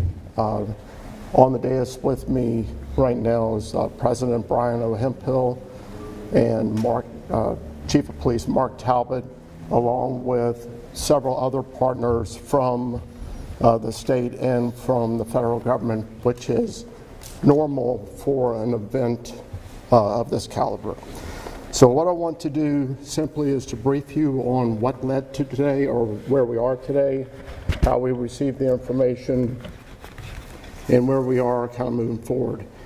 At approximately 10:43 this morning, the ODU Police Department as well as the Norfolk Police Department began receiving calls through the 911 center that there was an active shooter inside of Crittenden Hall, Constant Hall, located in Kaufman Mall area of Old Dominion University. Constant Hall is a classroom academic facility, and we received information that there were people being shot in one of the classrooms. At approximately 10:47, the first officers arrived on scene and went to the room, and by 10:50, it was determined that the subject that was the active assailant was deceased. During that time, we were able to determine that there were 2 victims that are affiliated with the university, and they were transported to Norfolk General Hospital. We would later determine that there was what we believe was a 3rd victim that took themselves to a hospital in Virginia Beach. So at this time, We're aware of 3 victims, all of which are ODU affiliated, and a suspect who is deceased. The investigation, part of the agreement that ODU has with Norfolk is that Norfolk will lead the criminal investigation in this. And it is, like I said earlier, it is normal for us to bring in our federal partners in any serious incident like this. I'll let Chief Talbot speak in a moment, reference to anything investigative related, but from the university's standpoint, we felt it important that we get the information out as soon as we can. We want to be as clear with the information as we can, but we also don't want to get ahead of the information. We want to make sure that what we are giving you is accurate and is as concise as it can be, but we also know we have over 25,000 students and families that clearly are hearing what's going on, and we need to assure them that things are being taken to stop the threat. So as I mentioned earlier, it's about 10:43 the calls began coming in, 10:47 we were on scene, and by 10:50 it was determined that the assailant was deceased. We have set up with the FBI, we're setting up a tip line. Right now when that number comes out, we will share it with you, but anybody at this point can go to tips.fbi.gov and can send tips in that way. The FBI has agreed to allow us to use their tip lines, and they will funnel the information to where it needs to make sure we get all the information that needs to come in. You can also reach out to the Norfolk Police Department with information, as well as the ODU Police Department. And we do encourage anybody with information to reach out. We are in the very early stages of the investigation. We know that these investigations are long, and we want to make sure that we get the information and do the things correctly to make sure that when we finish, we have the answers that you want. So I'm certain that we don't have all the answers you want today, but on behalf of the ODU Police Department, I want to thank Chief Talbot and his staff, who were exceptional, along with my officers who were in the building very quick, and this was able to be brought to a resolution. At this time, I'd like to ask President Hemphill to please come up and say a few words.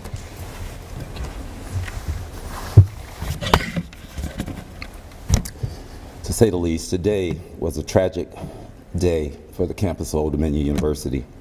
Our campus and our community have been truly shaken and forever impacted by this senseless act of violence. And we want to extend our thoughts and prayers to the families and the victims and those that were impacted by this act today. Also, I have to also join Chief in saying to our police officers and our emergency responders from the university, the cities, and all of the other agencies that responded so quickly and mobilized, we really appreciate them for their act. We have to give a heartfelt thank you. Your action and your bravery, as well as your courage, are deeply appreciated by all of those that you serve. To the ODU family, I commit to ODU as we move forward in the hours, the days, and the months to come. We will be dedicated to providing the services and support following this senseless tragedy. Thank you.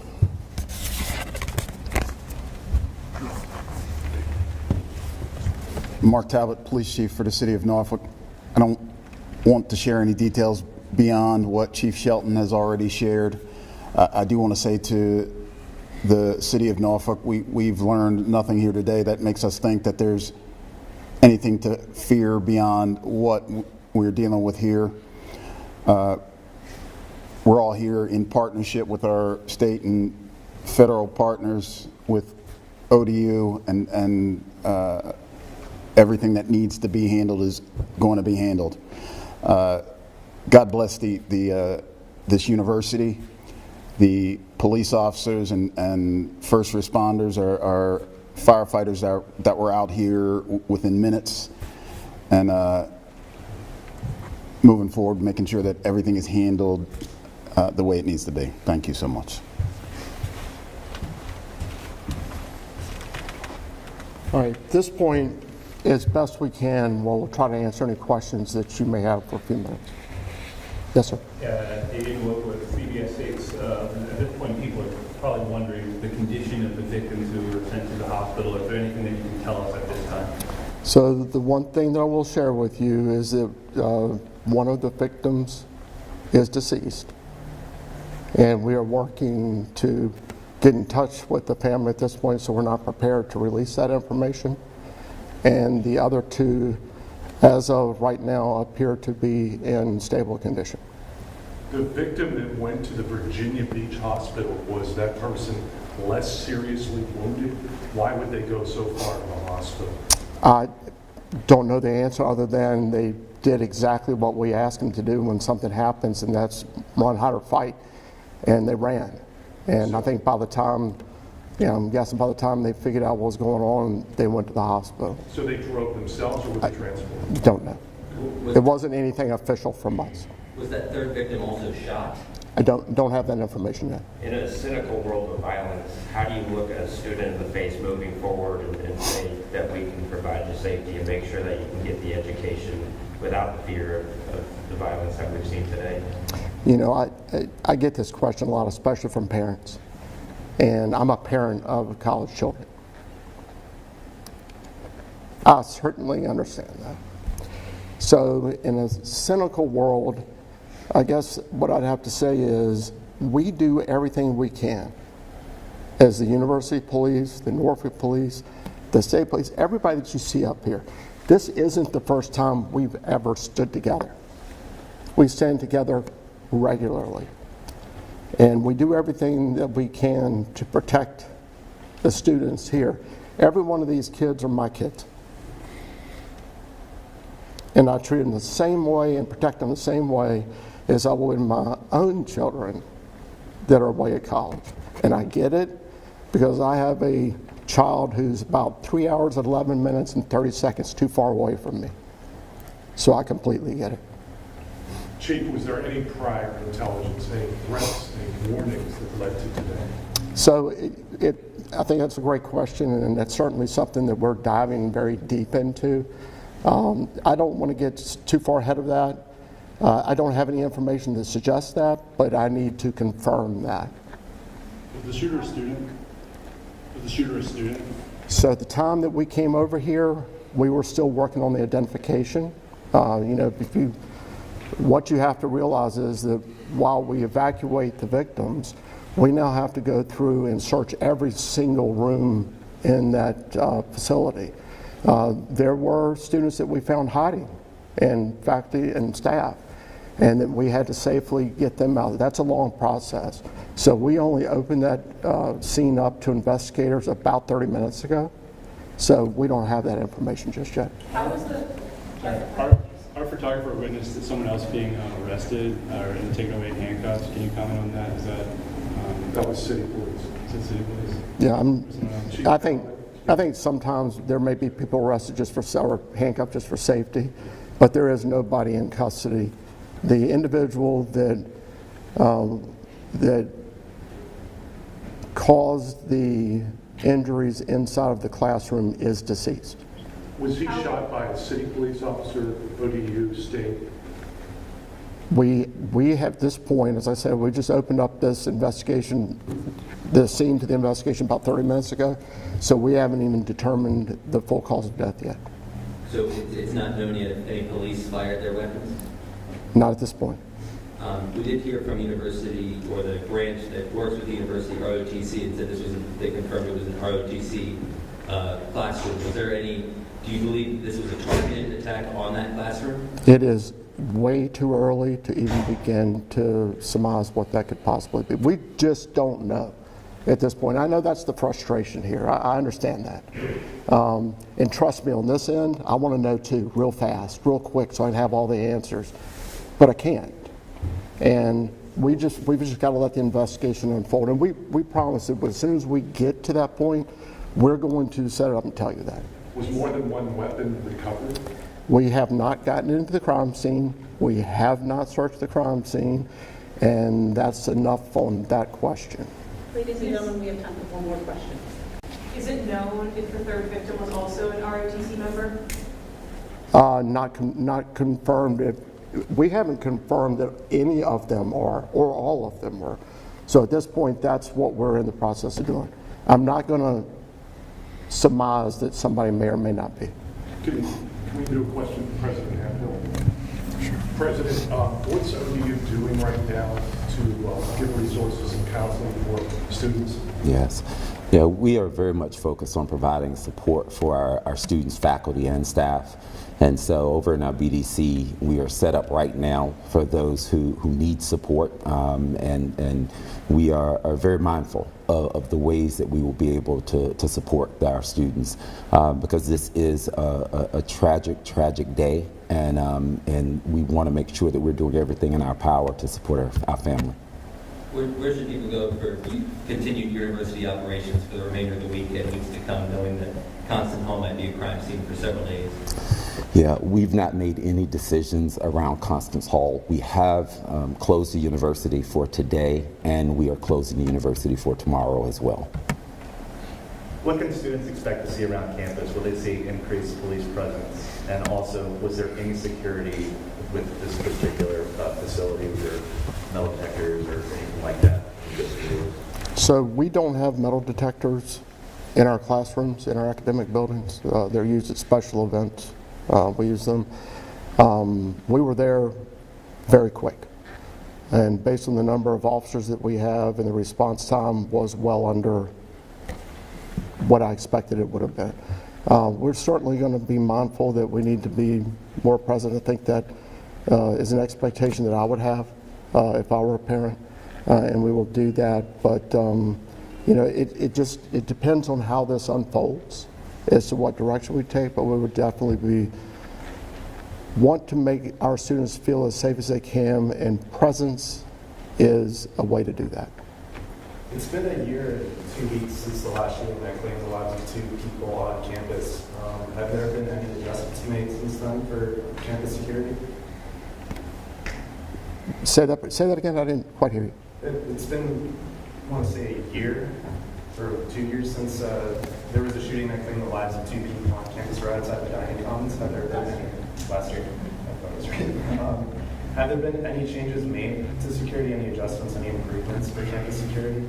Yeah, I think every time we have an incident, whether it's a burglary, a shooting, anything like this, we always make adjustments. I mean, that's my whole career. I've been doing this for almost 40 years. You have to make adjustments. And we've made a lot of adjustments in access control, making sure that people are supposed to be there. Same for our academic buildings. We want to, but we're an open campus, and we're in an urban setting, so it comes with its own challenges. But I think that's a fair question, and it is something that we will always assess to see where we can be better. Okay. All right, thank you, everybody. Derek, if you don't mind, I'd like to follow up on your question. I'm constrained in what I can say about the facts of the case, but I can speak a little bit more freely about the bigger questions. I know Garrett Shelton, and I've known him for a long time. I've known Mark Talbot, and I've known him for a long time. These men work every day to make people safe. The people are as safe on the ODU campus as anywhere, arguably safer than in other parts of Norfolk. This is not an ODU problem. This is a national sickness. We live in a country where people care more about guns than they care about 6-year-old children. They care more about guns than they care about synagogue worshipers. And they care more about guns than they do about college students. What that means is that it does not matter how hard President Hemphill works, how hard the chiefs work, somebody will be a victim eventually. It is a matter of time. And until there is the political will to break the spell of the cult of gun absolutism, you will see more incidents like this. So if you're looking for somebody to blame, don't look at anybody up here. Look at our lawmakers who don't have the courage to implement sensible gun control measures. Look to a Supreme Court that enables them, and do something about it. So that is the lesson. Let's mourn the people who have died. Let's decry what has happened, but let's keep the focus where it belongs. It belongs on us and having to change something so that we don't have to suffer through this. Attorney, known for coming to the scene of homicides. What's it like when you come to the scene of something like this on a college campus, just the age of the people involved? My wife works on this campus. She was locked down today. I know what it feels like. But no matter whether it's on Bagnell Road at 1 o'clock in the morning or in Constant Hall, if somebody's dead, that person's somebody's baby. And that's why all of us are in law enforcement and why we do the work that we do. But we always suffer. We always suffer. Thank you, everybody.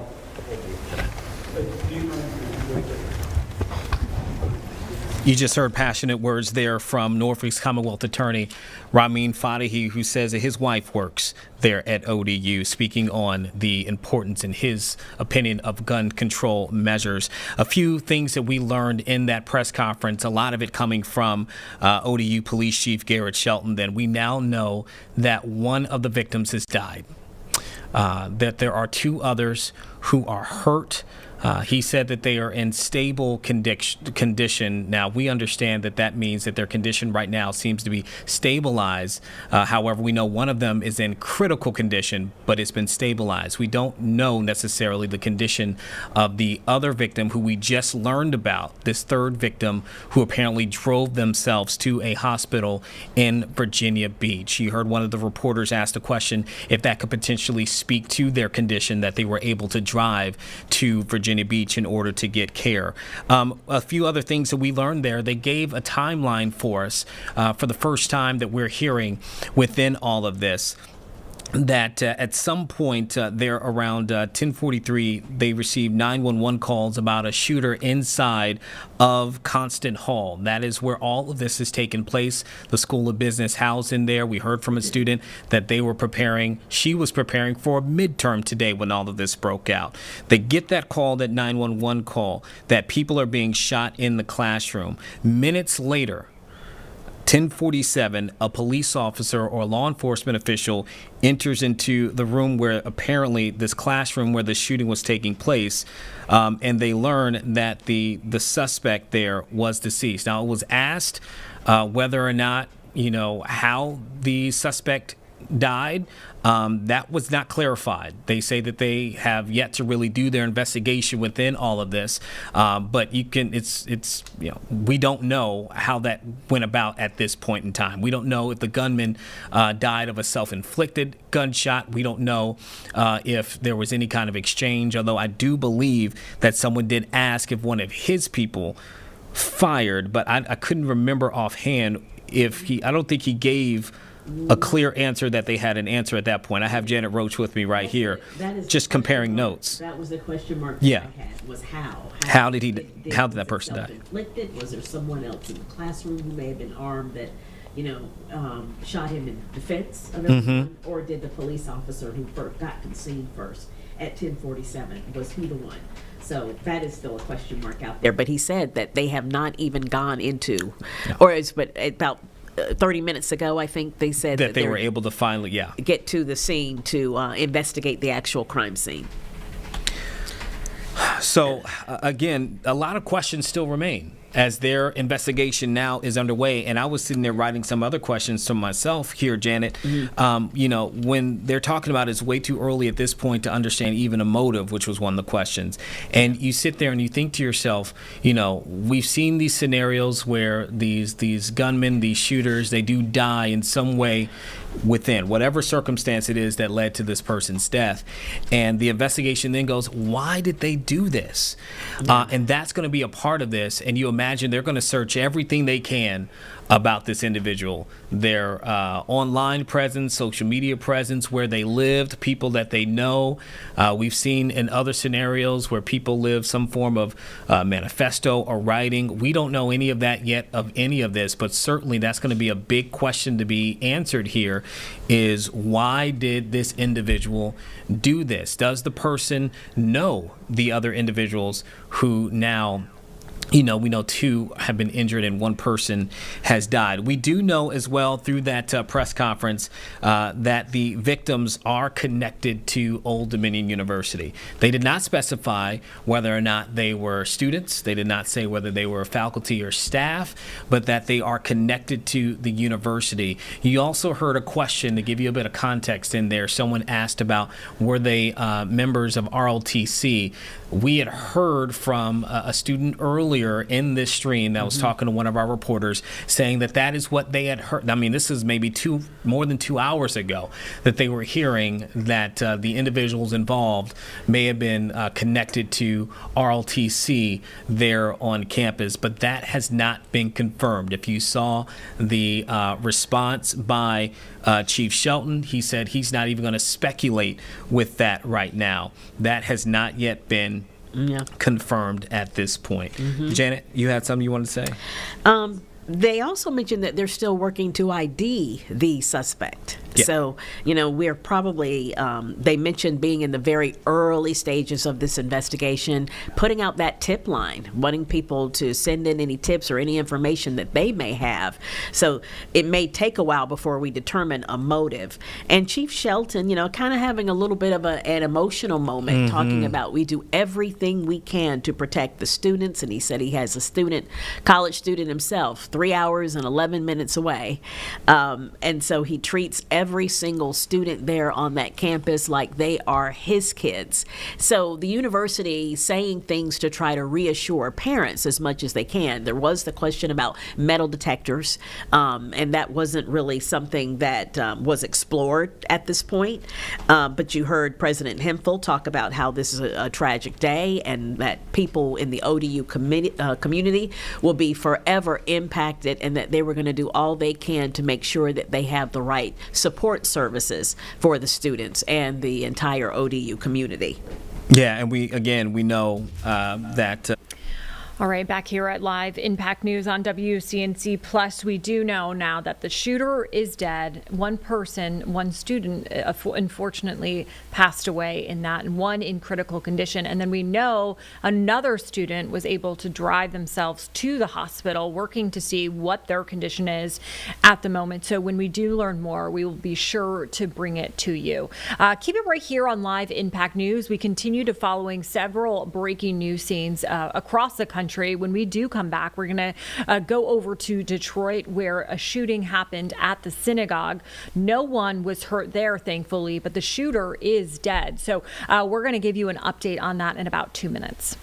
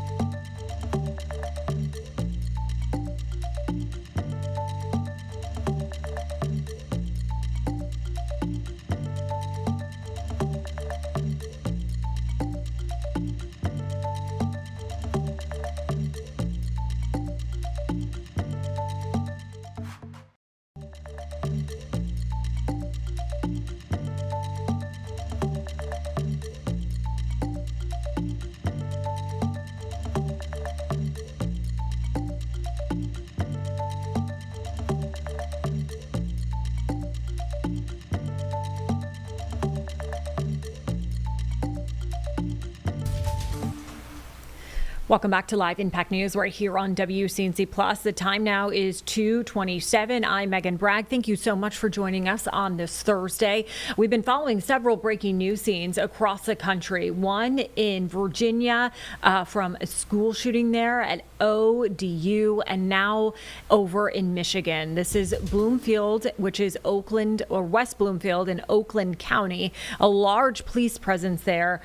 We are told that the shooter crashed into this synagogue that is a large campus, holds a preschool there as well. One person was shot, which was the shooter, and no one else was hurt.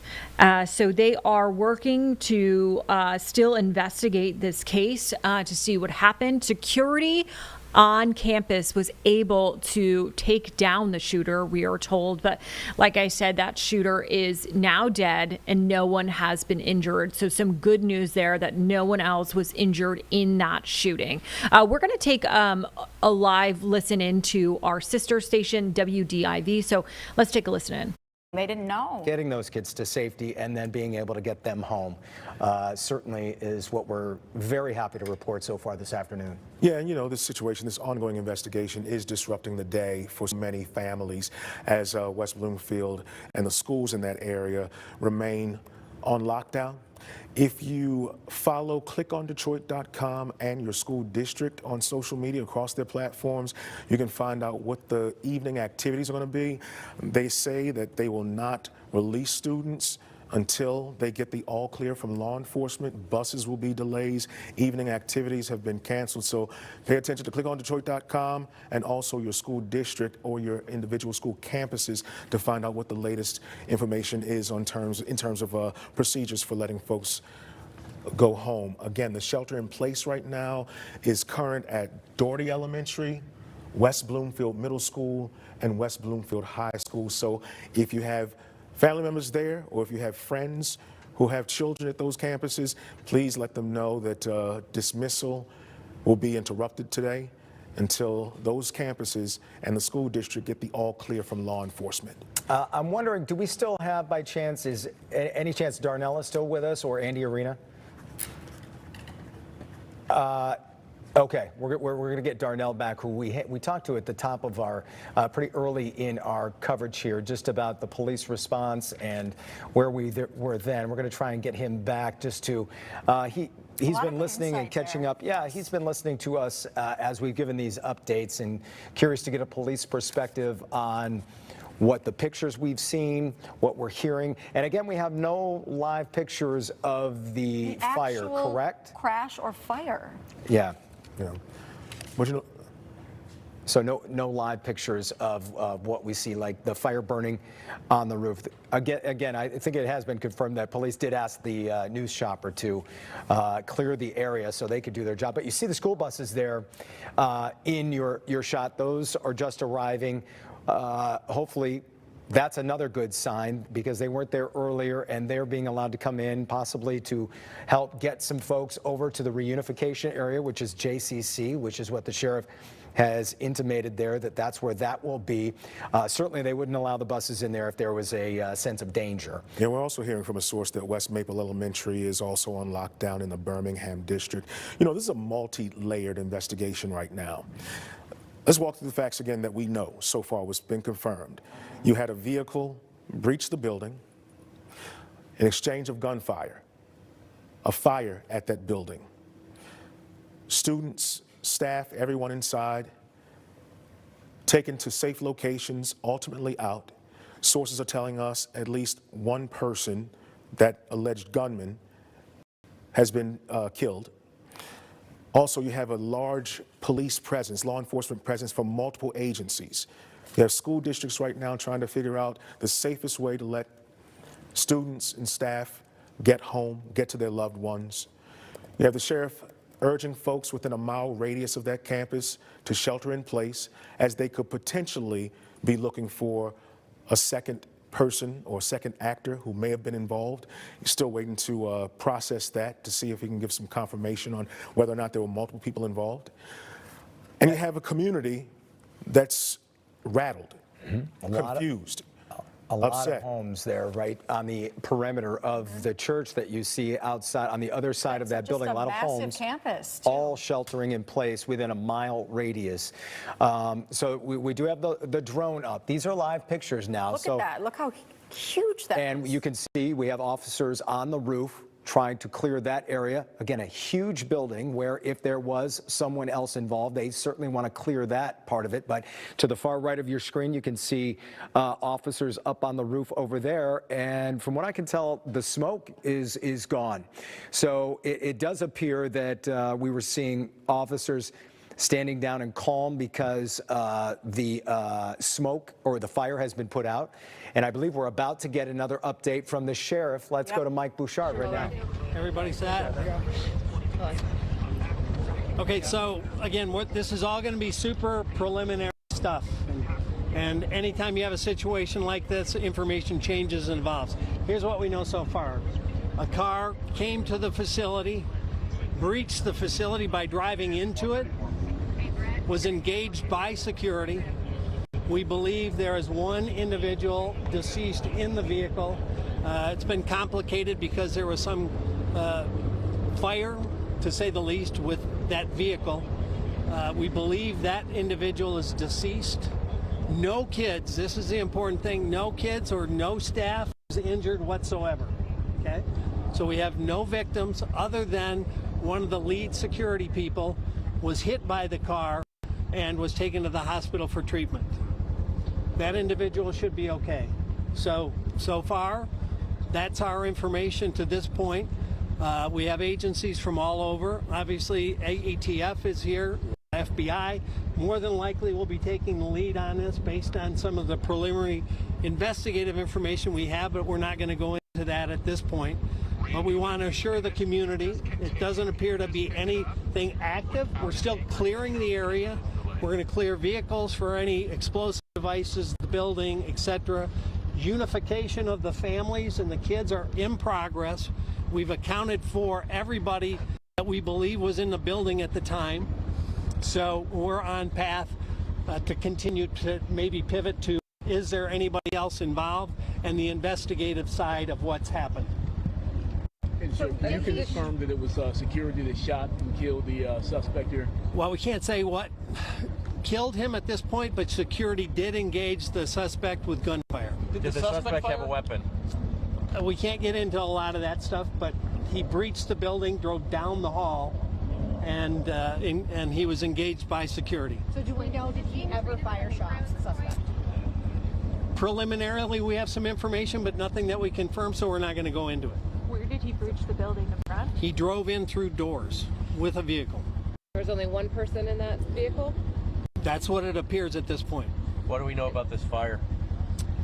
Something ignited in the vehicle. That's a work in progress. We're, through an abundance of caution, clearing the vehicle for IEDs or any explosives. We've got a significant number of bomb dogs on site, bomb techs on site, and all of that's going to be done to check the boxes. We have deployed resources all across the county, just in case, out of an abundance of caution, that there may be a secondary site, but we don't have any information at this time to believe that. So we want people to take a breath. No one was hurt. We're on top of it. The chief and his team got here fast. Everything that was supposed to happen happened. Security did their job, and then the responders did theirs. Was it a Michigan? Sheriff, what did the call come out as? I believe it came out as an active shooter. Yeah.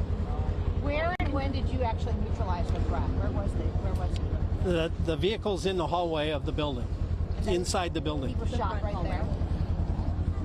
Again, I can't tell you what he died of until we get a little further. We haven't actually gone into the car. It's still being cleared. So we do know that the security guard shot this. They shot at them, but it's unclear if he was killed. You know, situations like this, you never know if somebody's trapped sometimes to kill themselves. So the suspect was engaged. Is the clearest sentence I can give you. What is the condition of the security officer? From information I got, he should be okay. He was knocked unconscious. So it's a different security officer who fired the shot? There were multiple security officers on scene, and the one that was hurt was pulled from that area by his team. Where's the car registered from? What? We're not going to get into the specifics in the car at this point. You see what type of car it is, sir? A truck or an SUV? It was This is West Bloomfield scene, the sheriff's scene. I know everybody's here.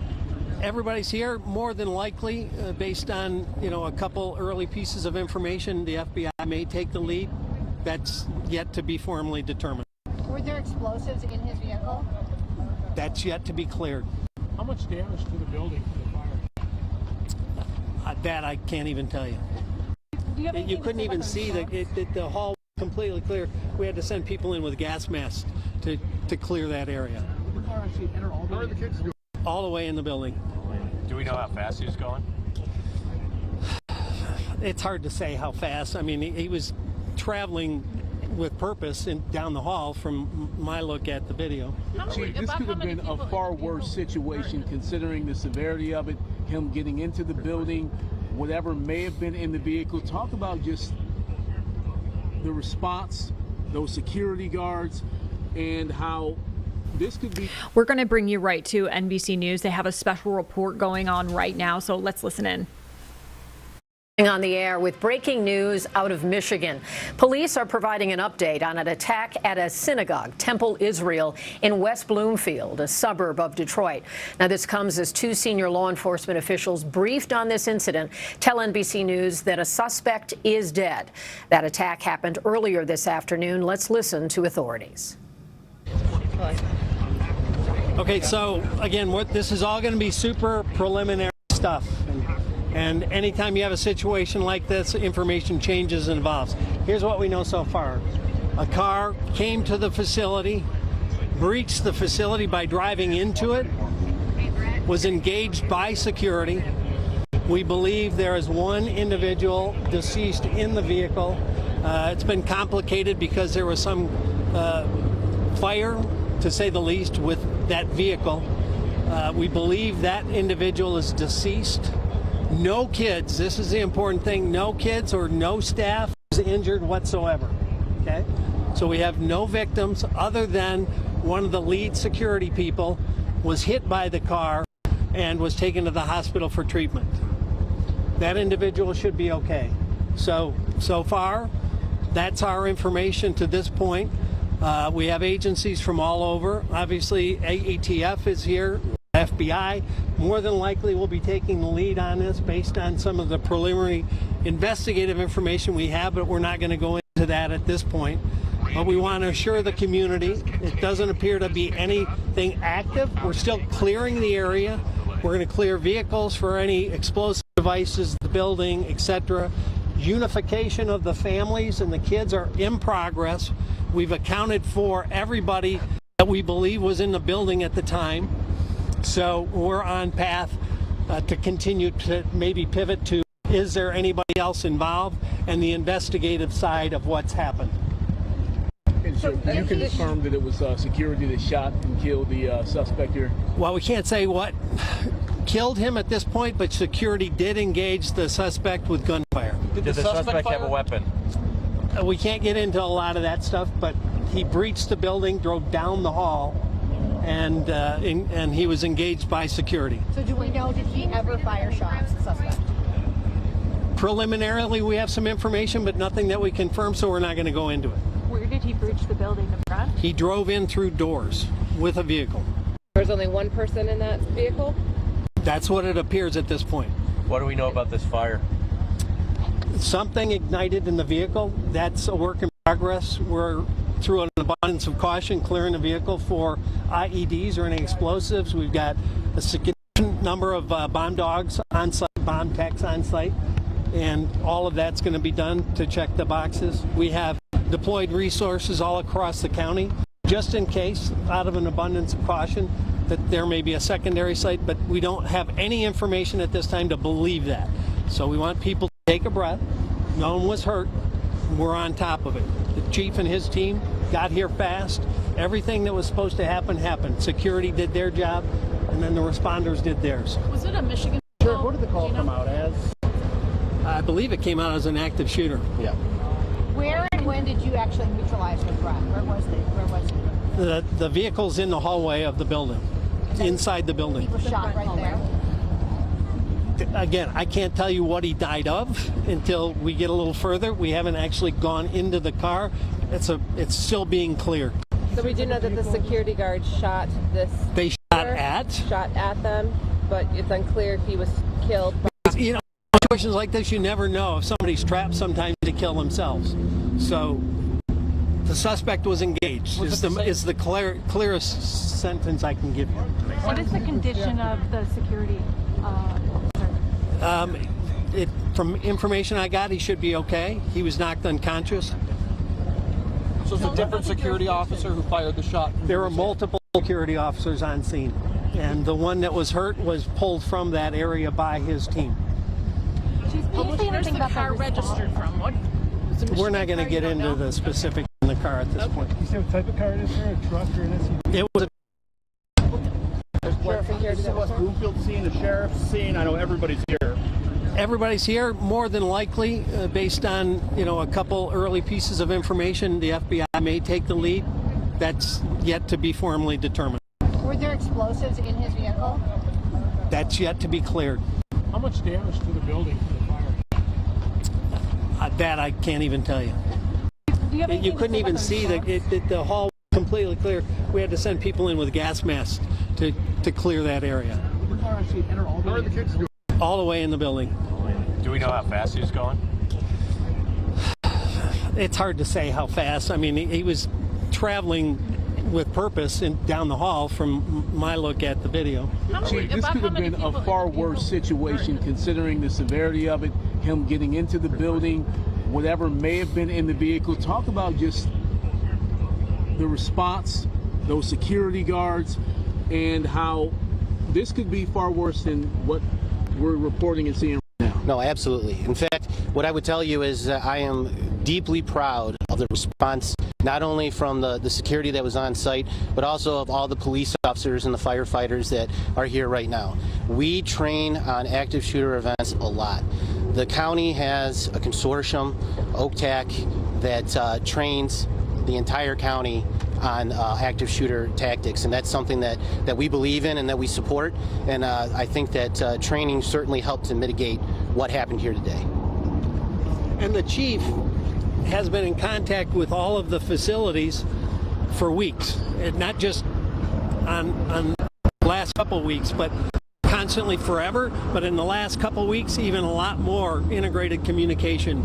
I mean, there are always, and all of the agencies in Oak County are partnering with their religious institutions and schools, and anytime there's a concern, there's communication, there's extra patrol, extra attention, extra warnings. That had all happened for the weeks leading up to this.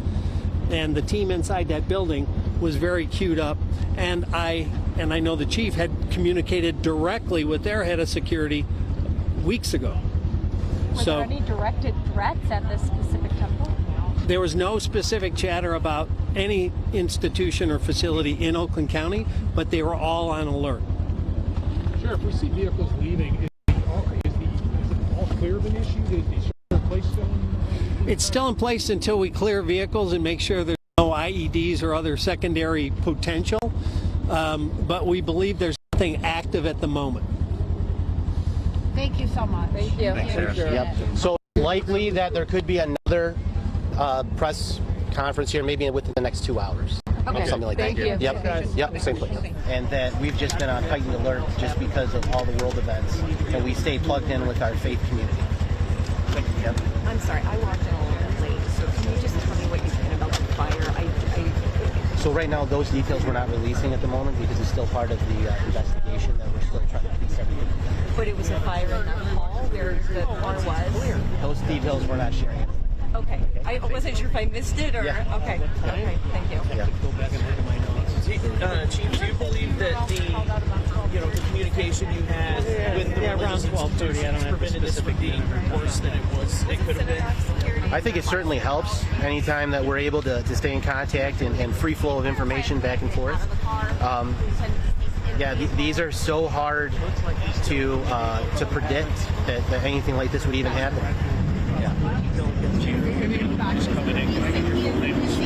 Dale, D-A-L-E, last of Young, Y-O-U-N-G. forgive me for the redundancy, but in a chronological sense, I heard obviously from the sheriff that drove a vehicle in, and what happened as far as a step-by-step? We've been listening to local law enforcement in Michigan, and I want to bring into our conversation now NBC's Tom Winter, who is part of our team that has been reporting on this investigation. And Tom, it was notable that the sheriff was trying to do a number of things. First, to calm the community, that the worst of this incident appears to be over. But he also said something that was notable. Based on investigative material he has not disclosed, he said the FBI may be taking the lead. What does that say to you? Yeah, it says that there's some preliminary pieces of information, Kelly, that lead them to believe that this could be a federal crime.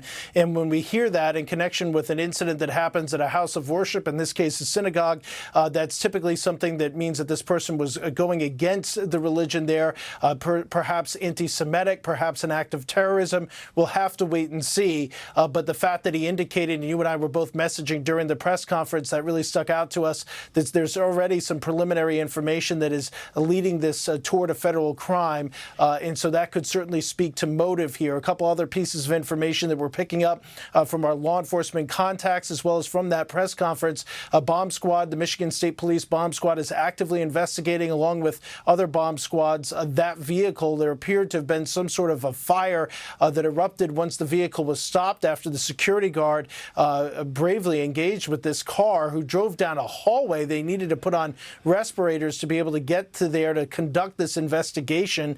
The best news out of all of this, Kelly, is the fact that there are no injuries to any students who were in the school or any of the teachers. That's fairly remarkable given the incident and event that we've seen here. But there is serious concern about this incident that is ongoing. And of course, we've already covered another incident today, which is a shooting at Old Dominion. That is very much under investigation. And so this promises to be a very busy day for law enforcement across the country as we try to get to the bottom of what exactly happened here and, of course, the why. And a couple of key questions, as you alluded to, was this suspect armed with something beyond the vehicle, which of course is an instrument of deadly force, and what caused the fire? So some lingering questions there. And of course, Tom, it comes against the backdrop of the U.S. war in Iran. So that does conclude this NBC News special report. We have more ahead on NBC News Daily and a full wrap-up tonight on NBC Nightly News. I'm Kelly O'Donnell in Washington. Thank you for watching. All right, we're going to take a quick break right here on Live Impact News, but we are continuing to follow these breaking news stories, one in Virginia and, of course, this one in Michigan. So we will continue to track these and bring you live updates. So stick right here on WCNC Plus. We'll be back in about 2 minutes.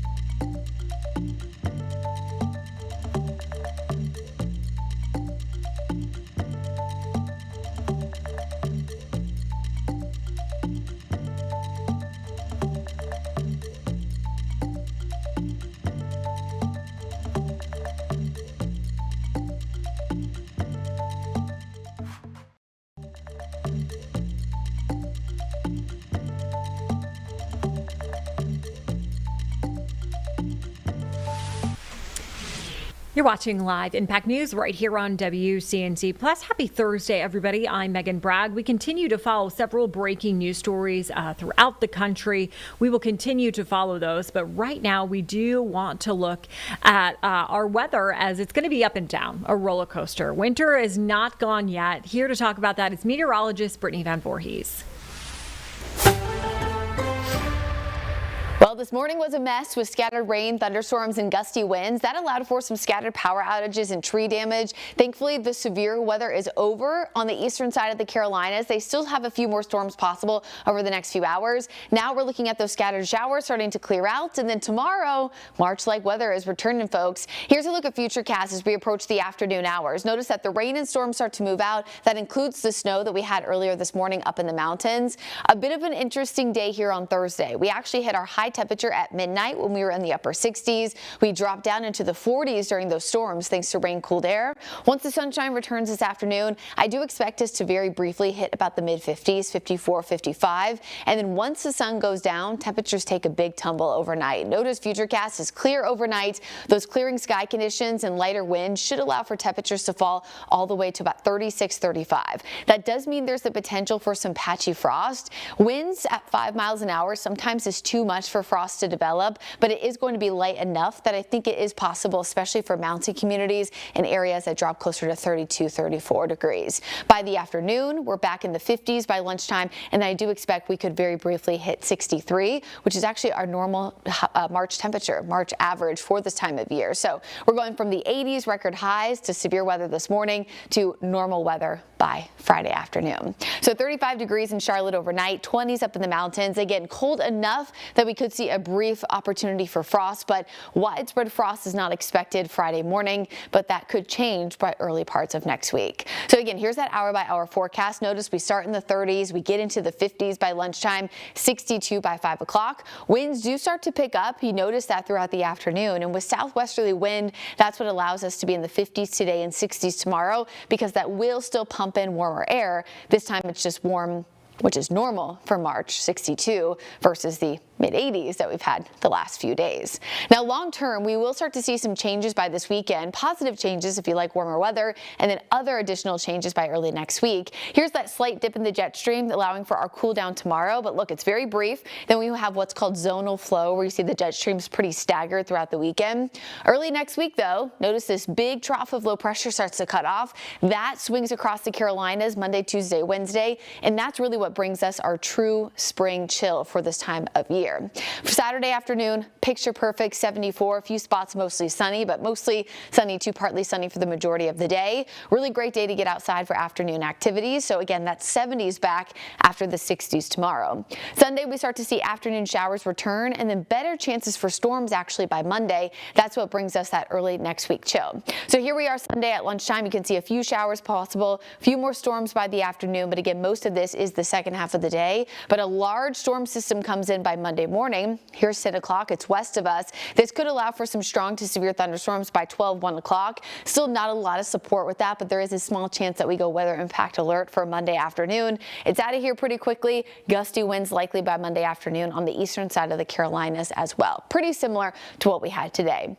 So frost or freeze potential tomorrow morning. I would say it's unlikely, but there is a chance for a few patchy areas. But again, behind that cold front, we have true cold air returning. Both Tuesday and Wednesday morning, we're looking to be below 32 degrees, which puts us at the potential for a freeze, if not a hard freeze in isolated spots on Wednesday. So make sure you're covering up those plants, bringing your outdoor pets at home. Inside. That's Friday morning, yes, but especially Tuesday and Wednesday mornings. Here's that Jerry Hunt Supercenter 7-day forecast. Clearing out now, cooler tomorrow, but again, closer to normal for March, warmer this weekend, and then look at that big cool down by next Tuesday and Wednesday. All right, and like Brittany was saying, we did have some of that severe weather earlier today. There are still some power outages in South Charlotte. So let's take a look at Duke Energy's map right now and look at those outages. You can see that as we are zooming in, there's around 4,000 outages in Charlotte, down in South Charlotte, like we were saying, near that Matthews area, 3,000 and 1,000. Yeah, so 4,000 kind of right on Providence Road, right in that area, down towards 485. So if you can see that, definitely that's been happening all day. We've seen a lot of those outages in that area. So if you are in Matthews, your neighbors just a little west will be experiencing some outages right now. So we are working to learn when those outages will be over with. Duke Energy was saying around 1:50, but obviously, that's not always the correct time. But yeah, 3,000 or 4,000 people, I should say, without power right now because of those severe storms earlier this afternoon. Right now, we are continuing to track breaking news. We are going to head back to Detroit, where one person slammed their truck into the synagogue there, and police presence still very, very readily available in that area. Michigan State Police also there. We do know that that person did get into a shootout with the security guard. That shooter has died. No one else was injured. There is a really, really big presence there, like I was saying. So let's take a listen in to our sister station, WDIV, who is continuing that coverage. Preliminarily, we have some information, but nothing that we confirm, so we're not going to go into it. Where did he breach the building, the front? He drove in through doors with a vehicle. There's only one person in that vehicle? That's what it appears at this point. What do we know about this fire? Something ignited in the vehicle. That's a work in progress. We're, through an abundance of caution, clearing the vehicle for IEDs or any explosives. We've got a significant number of bomb dogs on site, bomb techs on site, and all of that's going to be done to check the boxes. We have deployed resources all across the county, just in case, out of an abundance of caution, that there may be a secondary site, but we don't have any information at this time to believe that. So we want people to take a breath. No one was hurt. We're on top of it. The chief and his team got here fast. Everything that was supposed to happen happened. Security did their job, and then the responders did theirs. Was it a Michigan? What did the call come out as? I believe it came out as an active shooter. Yeah. Where and when did you actually neutralize the threat? Where was it? The vehicle's in the hallway of the building, inside the building. He was shot right there. Again, I can't tell you what he died of until we get a little further. We haven't actually gone into the car. It's still being cleared. So we do know that the security guard shot this. They shot at them, but it's unclear if he was killed. You know, situations like this, you never know if somebody's trapped sometimes to kill themselves. So the suspect was engaged. Is the clearest sentence I can give you. What is the condition of the security officer? From information I got, he should be okay. He was knocked unconscious. So it's a different security officer who fired the shot? There were multiple security officers on scene, and the one that was hurt was pulled from that area by his team. Where's the car registered from? We're not going to get into the specifics in the car at this point. You say what type of car it is, sir? A truck or an SUV? It was West Bloomfield scene, the sheriff's scene. I know everybody's here. Everybody's here, more than likely, based on a couple early pieces of information. The FBI may take the lead. That's yet to be formally determined. Were there explosives in his vehicle? That's yet to be cleared. How much damage to the building from the fire? That I can't even tell you. You couldn't even see the hall was completely clear. We had to send people in with gas masks to clear that area. Where are the kids doing?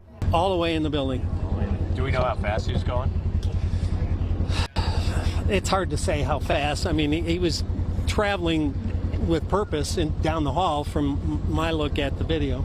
Chief, this could have been a far worse situation considering the severity of it, him getting into the building, whatever may have been in the vehicle. Talk about just the response, those security guards, and how this could be far worse than what we're reporting and seeing right now. No, absolutely. In fact, what I would tell you is I am deeply proud of the response, not only from the security that was on site, but also of all the police officers and the firefighters that are here right now. We train on active shooter events a lot.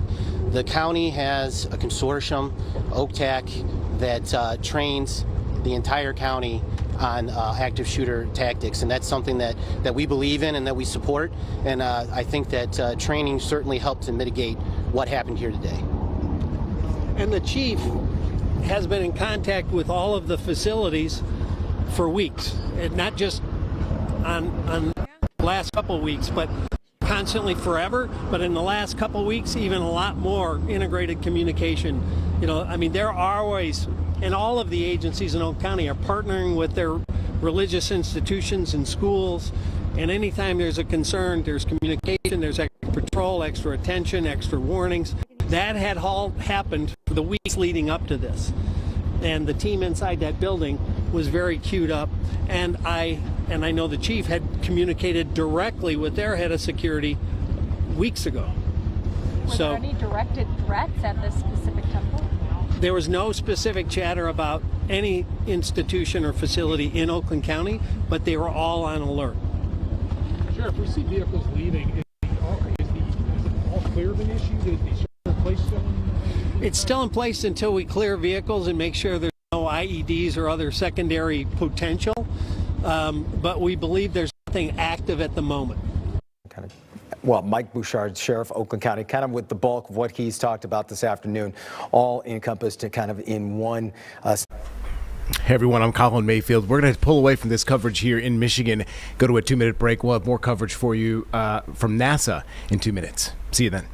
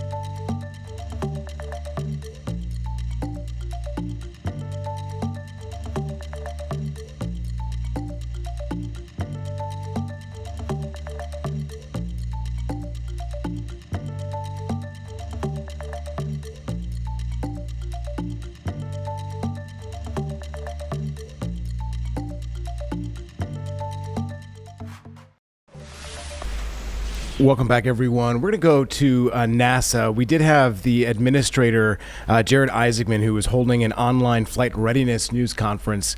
This was all about discussing the Artemis II crewed mission around the moon landing, of course, which was pushed back, delayed now 2 years. But still, some of this is discussing why that happened. So I'm not sure he's speaking right now. Somebody else from NASA is. Let's go to this live right now. Things that need to be done within the VAB and out at the pad. And as always, we'll always be guided by what the hardware is telling us, and we will launch when we're ready. I want to close just by saying how proud I am of this amazing team that is working tirelessly to prepare to launch and fly our astronauts around the moon and bring them home safely. That, I'll hand it over to John. Okay, thank you, Lori. Hello again. It's good to be back with you all today, and it's even better for us to be ready in the rocket to get ready to roll out again and launch this mission. You know, probably over the last 7 days, pretty much on, more than off, we spent a lot of time with the senior executives and the leadership throughout the enterprise talking about our risk posture, as Lori alluded to, but moreover, looking at it through the lens of an agency FRR is really more like it's telling the risk story, and it's about how you communicated risk. So Lori said, hey, we need to spend a few days doing just that and kind of wire brushing the team so that we don't put ourselves in a posture of what I always kind of talk to folks about sometimes, don't bring me a kit and make me have to put it together myself. You know, I wanted to be crisp on going to this agency FRR and making sure that we had the kit put together so that folks could understand that we were doing our best job at communicating the risk associated with this mission. Over and over again, we ask ourselves, is the rocket ready to fly? Is the spacecraft ready to fly? Is the integrated team ready?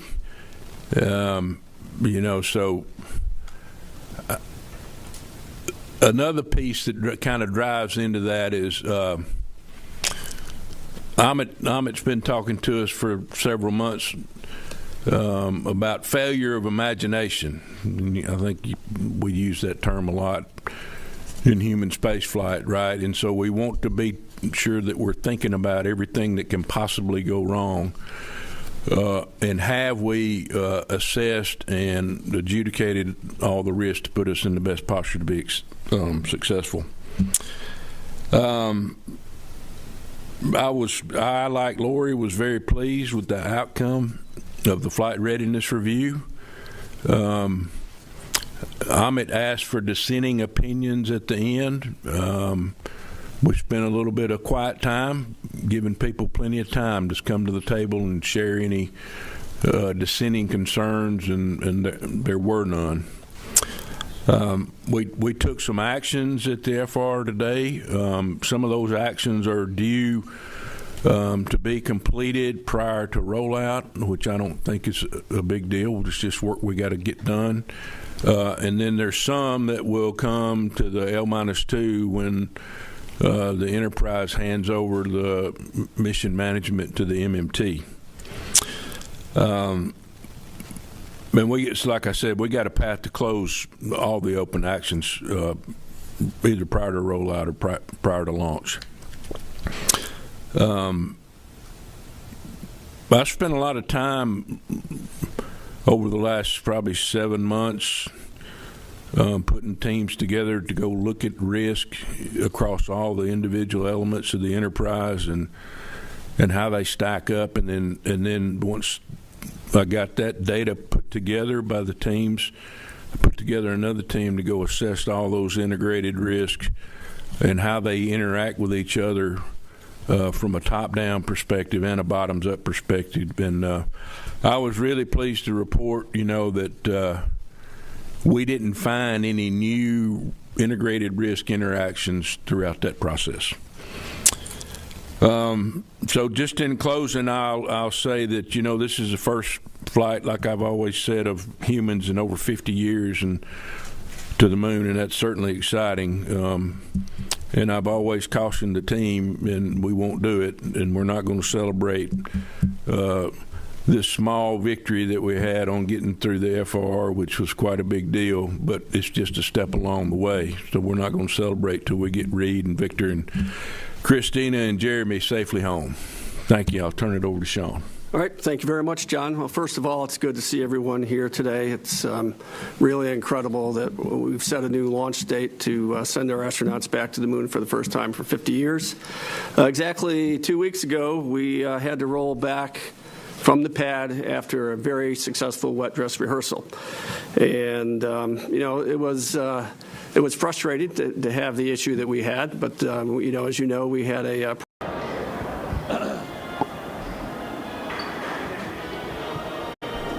Hey everyone, giving you a little preview of where we are going to head next. Yes, Nick Carboni. Stick with us after this 2-minute break and we'll go to him live from the Spectrum Center as the ACC Championship heats up.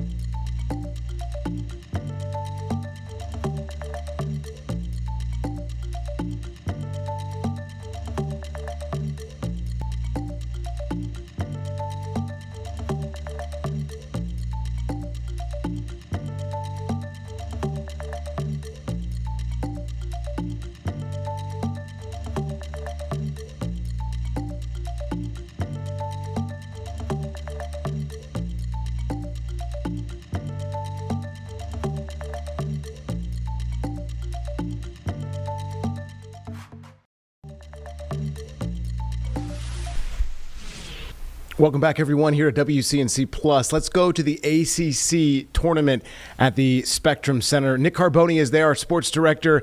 Nick, we obviously saw in the first game Virginia beat NC State. Right now, I think Miami's playing Louisville. Update us where the score is at right now and what you're seeing. What are some special things about this gameplay?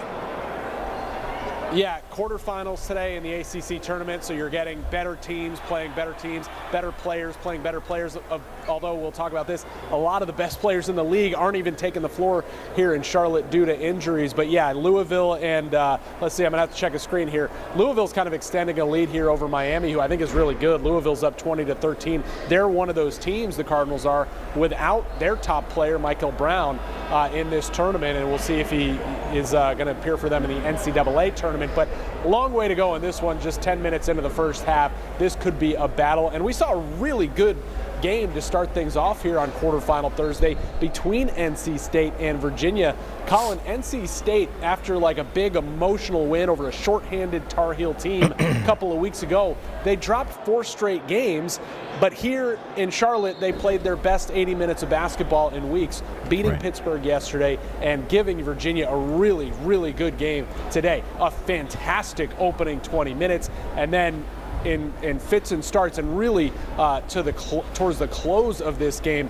gave them a run for their money, lost by 7, but had it just shy of a possession several times down the stretch. Sounds like a pretty good matchups we have tonight for Duke, Florida State, right? North Carolina, Clemson.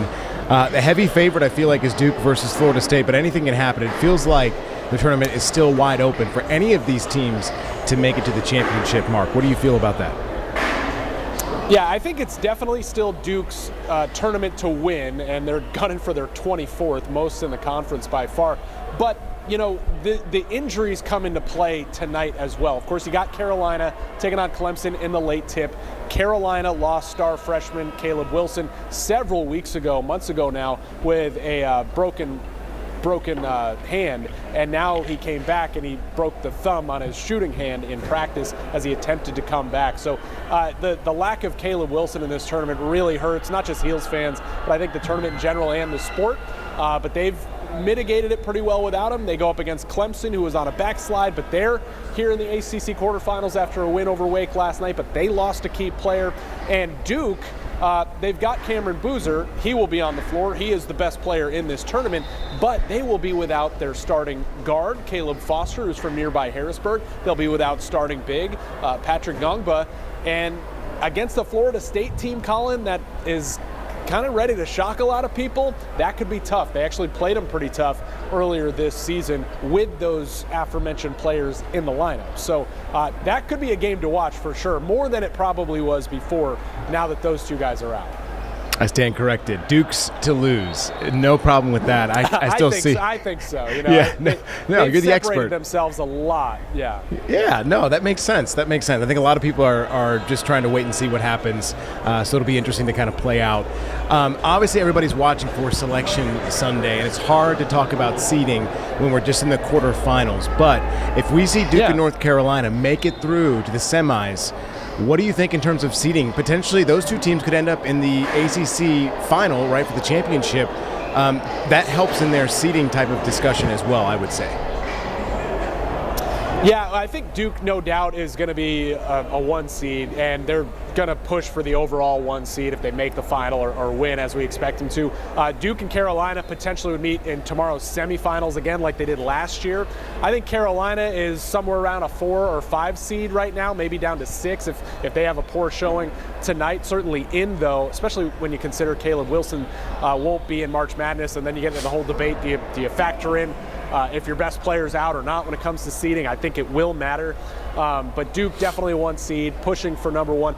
NC State, I think, came into this thing not comfortable, right? They were on the bubble, kind of like teetering towards the bad side of it, but taking care of business against Pittsburgh yesterday, beating a Virginia team that's definitely a second weekend team in March Madness, competing with them, I think was a really solid showing for them here in Charlotte. They were a 10 seed, I think, based on ESPN's bracketology prior to today's game. So I think that they'll be in 10 seed, 11, 12. We'll see what fate holds for the Pack in Will Wade's first season. All right, lots to watch. Appreciate you covering it for us. Anything else that I missed that you wanted to elaborate on? I think that's about it. I mean, Wake Forest had a nice pop, the other day, winning a game. They're not in the tournament, but Steve Forbes sounds like he's going to get another year. I think that's probably a good thing overall. Some Wake fans may disagree, but he's a good coach, and he's had some good success there. Clemson, we've seen them push for the Final Four before. I'm not sure they have that team this year, but we'll see what they have for North Carolina tonight. But I think, the tournament, they want Friday night to be Carolina Duke, and I think that we'll get it. But who knows? We'll see what happens tonight. All right, man. Appreciate your time. Nick Carboni reporting from the Spectrum Center. It, bud. We'll have more from the ACC tournament tonight. Hope you're watching WCNC Charlotte. Nick, thank you. All right, we're going to take a quick 2-minute break, guys. We'll be back right after this.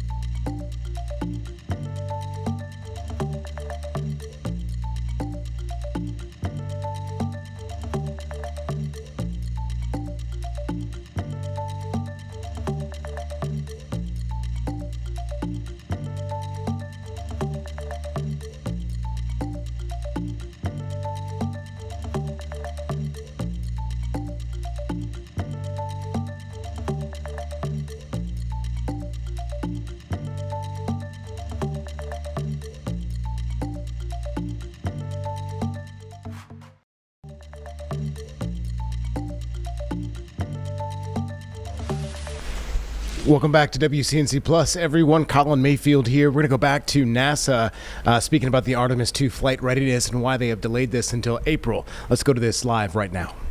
1 and 2. And that's.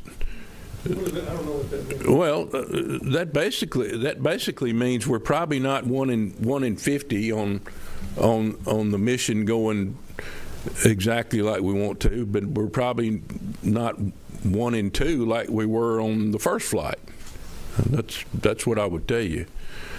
I think we're being really careful not to really lay probabilistic numbers on the table for this mission, just given the small amount of data. You got anything you don't agree with there you want to add? I guess the one thing I would add is you asked specifically about the probabilistic risk assessment, and we do those. We have that. They're numbers. I think sometimes we get tricked into believing that those numbers are somehow really telling us something critically important. I think they're valuable. I think we can do things in a relative sense to measure what's more risky or less risky. But I agree with John that in this sense, I think as we're thinking this through, thinking about it as it's not the first flight, but we're also not in a regular cadence. So we definitely have significantly more risk than a mission, a flight system that's flying all the time. But I'm with him. I wouldn't actually put a number on it. I can break it down in terms of the mission phases, right? And I can tell you, when we got the most dynamic activities going on, like during ascent, And then when we're doing those burns, doing the perigee raise, and then we're doing the TLI burn, those are going to be the times that we're introducing the most risk into the whole mission. There's a lot of times where we're steady state and we're going to be feeling pretty good about what's going on in the mission. But at the end of the day, we want to accomplish as many goals as that we've laid out for ourselves in the mission. But the main thing that I want to do is I want to hit that damn entry interface right down the middle and make sure that I'm bringing the crew home safely. Okay. Let's go second row. Will Robinson-Smith. Hi, excuse me, Will Robinson-Smith with Spaceflight Now. Thanks for taking the time to talk with us. Maybe just to clarify this, just to make sure that at least I'm fully understanding what you're saying. So the 1 and 2, is that essentially to say that there's a coin flip in the mission going fully successfully as architected? And then just secondarily, a quick follow-up. We saw the VAB be evacuated earlier today, and there was some talk of a loud bang. Can you clarify what exactly happened? Thanks. Sean can get that in just a minute. So I don't want you walking out here and saying that I said this mission's a 1 and 2, right? I'm saying if you look at the data over time, over the lifespan of just building new rockets, right? The data would show you that 1 out of 2 is successful. You're only successful 50% of the time. I think we're in a much better position than that, and the only way that I can put us in a better place than the 1 and 2 is do what we've done, right? Uncover all the risk and make sure we've done everything to buy down risk, give us options to work through challenges that we've got. And then at the end of the day, it's going to be what it's going to be. Now, I'm not being flippant about that, because these teams the individuals are ready to go fly. We have spent a lot of time working through our processes on the ground and in space and for landing and recovery. Teams are well practiced. There's probably not many scenarios that if things go fairly nominal that we don't understand. Norm and I talk about it a lot, where we know we're going to get a curveball thrown at us, and so then we got to weigh our options and assess the risk at that point in time, and then we'll keep moving on. Okay. He got your bang story there. Well, let's see. So first of all, we don't know exactly the cause of the loud noise. We had what we call an access control monitor hear it, didn't know what it was, did the right thing, pulled the fire alarm. We rolled the fire engines, the fire department, into the VAB. They did their normal methodical checkouts that they do whenever a fire alarm is pulled, and we declared the building fire safe shortly after that. And we don't know exactly where the bang came from, but we went ahead and shut the VAB down, evacuated the personnel, and did the safety checks. We could not find any sign at all of a fire. The person also reported an odor. We think it may have come from a floor drain, and declared the facility fire safe and brought our crews back in to continue working. I could speculate on what it was, and I just don't want to do that right now. Okay. Yep. All right, we'll take several questions from the phone and then come back here in the room. First up, we have Jonathan Sari with Fox. Thank you so much for taking the time. This is for whoever wants to take a forward look, future Artemis missions, Artemis 4 and beyond, the human landing system. The OIG report raises concerns over the elevator in the Starship HLS being the only way for astronauts to move between the surface and the crew compartment. What options for a backup is NASA exploring? I'm not sure if you're asking about a backup to the elevator or a backup to the Starship. I mean, certainly we do have 2 options in our human landing system program to provide landers to the surface. We've got both the Starship from SpaceX, and we have the anticipated Mark II eventually from Blue Origin for the other lander that we have on contract. Both of them will have to demonstrate not only the successful landing and ability to an uncrewed landing and ascent from the surface of the moon before we commit to putting our crew on there, but they're going to have to demonstrate that they are qualified for human flight. And that is going to require the safety and the backup systems and the redundancies that are going to be required to keep the crew safe. Okay, next question we have on the phone is from Jackie Waddles with CNN. Hi there. Thanks for taking my question. For John Honeycutt, I think it might help us better understand these risk assessments. Can you just clarify again what exactly you mean by the 1 and 2? Again, is that the risk of this mission not going exactly to plan? And I know, from covering Demo 2 and all going back to shuttle, we're used to having numbers for odds of loss of mission and loss of crew. Do you have any calculations for those specific parameters that you can share with us? Some clarity on that would be great. And then if you don't mind, quickly for Lori, you mentioned that the crew was present at the flight readiness review. Could you give us some insight into what they may have brought up during the flight readiness review, any questions and concerns they may have raised? Thanks so much. I'll let you. Yeah, you can go first. I'll go first. It was wonderful to have them. They were virtual, they were online, but all 4 were gathered together online, and they did kick us off with our FRR yesterday morning by saying a few words to us, and they did convey some of the things that they think about and the things that they worry about as the crew members, the kinds of risks that were of most concern to them, and the things that basically they were going to be listening for as we went through the FRR. And they included things that I'm sure won't surprise most of you, things like the heat shield, but not so much the performance of the heat shield. I think we've all agreed that we've got a good heat shield. The question was, are we going to be able to hit that entry interface and get them back on Earth safely? And so they were listening to make sure that we have that really nailed down and we were going to be able to hit that entry interface. Understanding communications challenges and making sure that they'll be able to maintain communication with Earth. And that's one of the things they were looking at, those risks, the environmental control and life support systems, power systems, things like that, the things that could cause some challenges to them while they're in flight. So we really appreciated them sharing their thoughts with us.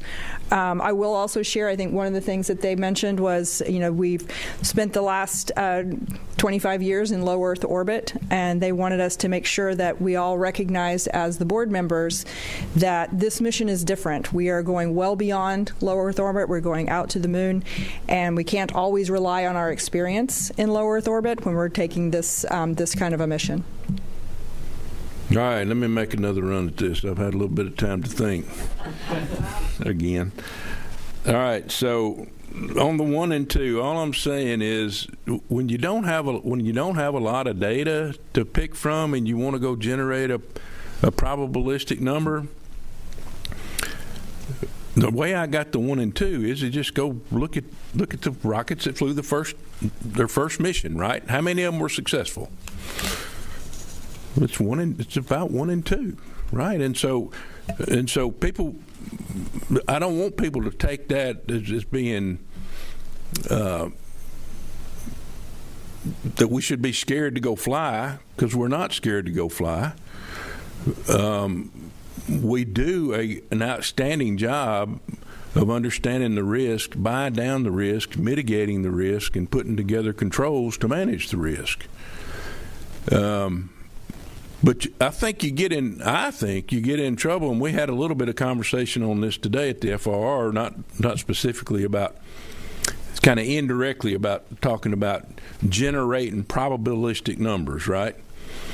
And so you can use a probabilistic assessment in a way that might scare you unless you go look at, for instance, take, for example, losing foam, right? And so you can say, okay, there's a X and Y chance that I'm going to lose foam off the rocket. Okay, but then something else has got to happen. It's got to be in the right place, and then you got to work through the demise chain. What it's in that area, based on the analysis we can do, what's it going to hit? What if it does hit that? What can it do? And so, you know, when you work through all that from a technical standpoint, you can put yourself in a better place rather than just solely relying on a probabilistic number. And Bill, I totally get what you're saying, because we used to, in shuttle, we used to have a 1 in N number for loss of mission and a 1 in N number for loss of crew. And, you know, I think those numbers, I don't go back to STS-1. I started probably around STS-36 after Challenger. But, you know, those numbers were always a 1 in N. Norm, you might remember how the range was about, you know, a 1 in 130, 1 in 140, and it improved over time, right? And it's driven by the stuff that you do to make the launch vehicle or the rocket better and put yourself in a better position to mitigate the challenges that you got. So, you know, it's just I feel like we're kind of we're being a little bit dangerous, and it's interesting that I didn't get this question asking me about it too much when we on Artemis 1, right? And I understand why, right? We got people on the rocket this time, so people go, oh shit, pardon my French, but you know, it's just like, how can that be, right? Well, it was looking at the data. So we can probably pursue. I know we have pursued loss of mission, loss of crew type number assessments, but I'm not sure we understand what they mean in reality. And I'll give you an example, right? You know what the biggest risk we got right now in the Enterprise? Micrometeor debris. That's it, right? Now, in my mind, is that real? It's real, right? But when have the last two bad events occurred? Going uphill in that highly energetic event. That's when it occurred, right? So, you know, we can fool ourselves sometimes into thinking, really, is that the biggest risk to the mission, MMOD? That's, well, this ought to make for some good reading over the next few days. Okay. We'll take another from the phone from Josh Dinner with Space.com. Hi, thanks so much for doing this. You've talked in the past about the stress rollout can have on SLS, and I didn't hear a mention of another wet dress rehearsal. What would be the justification for skipping another wet dress, and will you have any way to assess that helium QD back at the pad? So I'll take the first part of that as far as the wet dress. And we've had a lot of discussion about this. Every time we tank the vehicle, it takes a little bit of the life out of those tanks.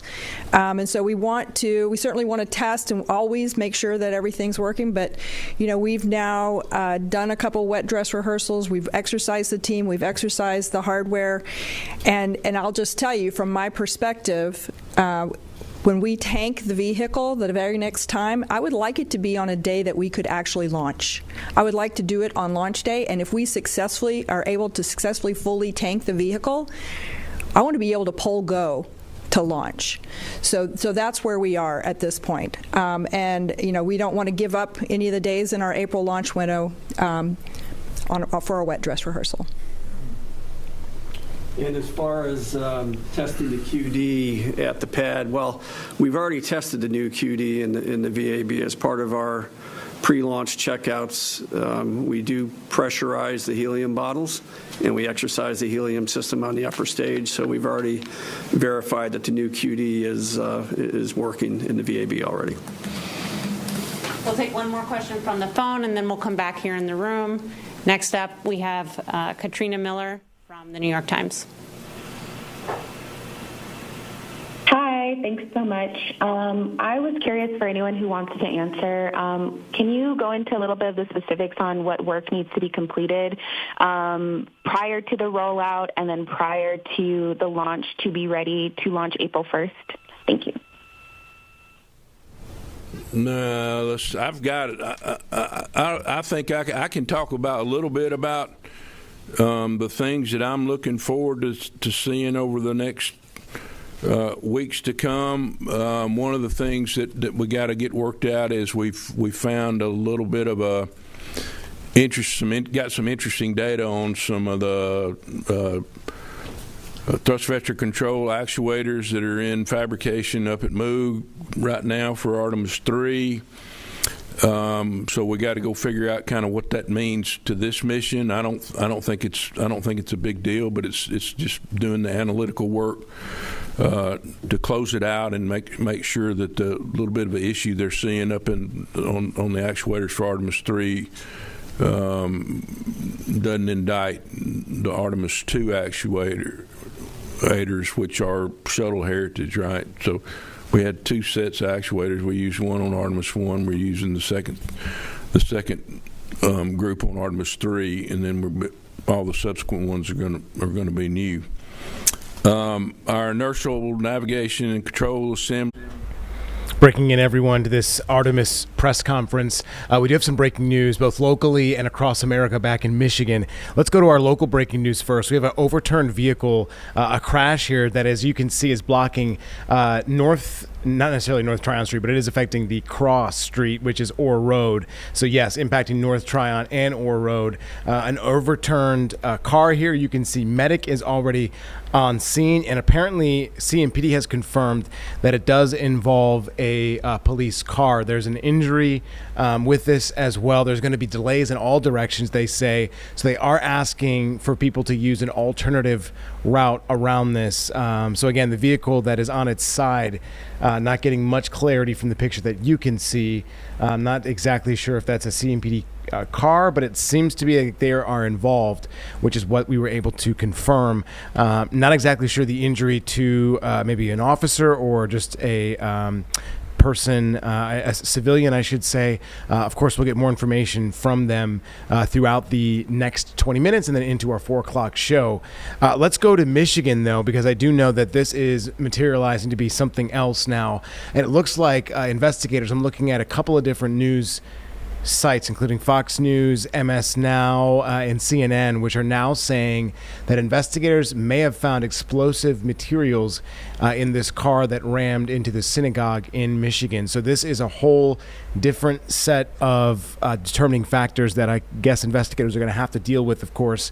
I'm sure there are bomb squads on scene. The FBI is already on scene. In fact, the FBI Director Kash Patel so the agents are already there as this was an active shooter situation. I do believe that the suspect is dead after this situation, but the scene crawling with law enforcement still in and around the area is just cordoned off. They have put out a radius, I want to say, of at least a block, maybe more. Bloomfield Hills schools are in a secure mode as a precaution. So again, this is an ongoing situation that we are watching. This is the Temple Israel.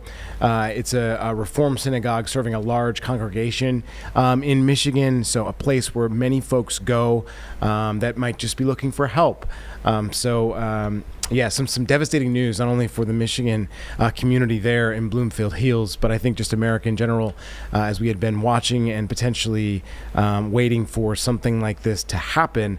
We don't obviously know if this is a terrorism type of situation. I'm sure that they are looking into that, but that is something that we have heard from the president over the last couple of days, not connecting these two situations. But we did hear from the president, I think, just 24 hours ago, talking about cells, terrorist to cells missiles from Iran that might be activated, that apparently they're watching here in America, which is what he talked about. So going to gather more information from this as we go to break, though. In 2 minutes, we'll be back with more information here on WCNC Plus.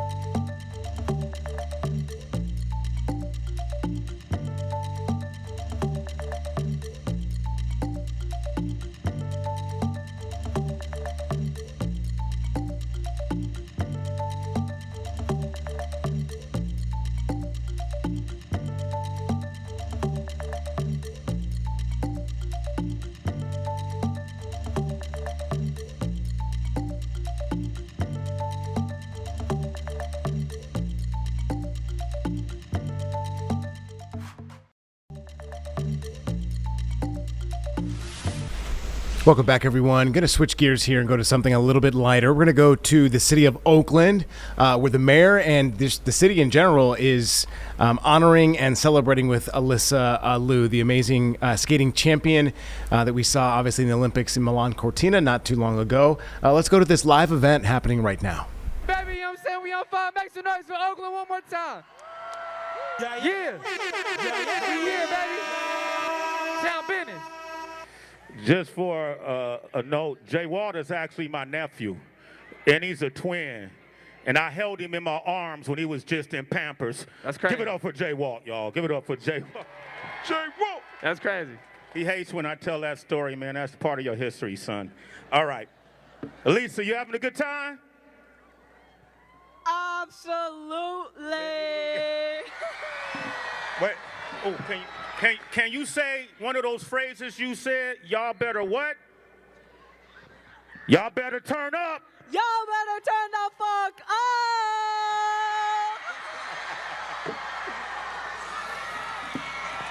up. What a great way to introduce this next organization out of East Oakland. The mentors, and they train young dancers through movement and storytelling. They recently performed at the Super Bowl Fan Fest. It's an East Oakland dance organization rooted in turf dancing, born right here in the town. I want y'all to give it up for Turf Inc. Make some noise, Oakland, make some noise.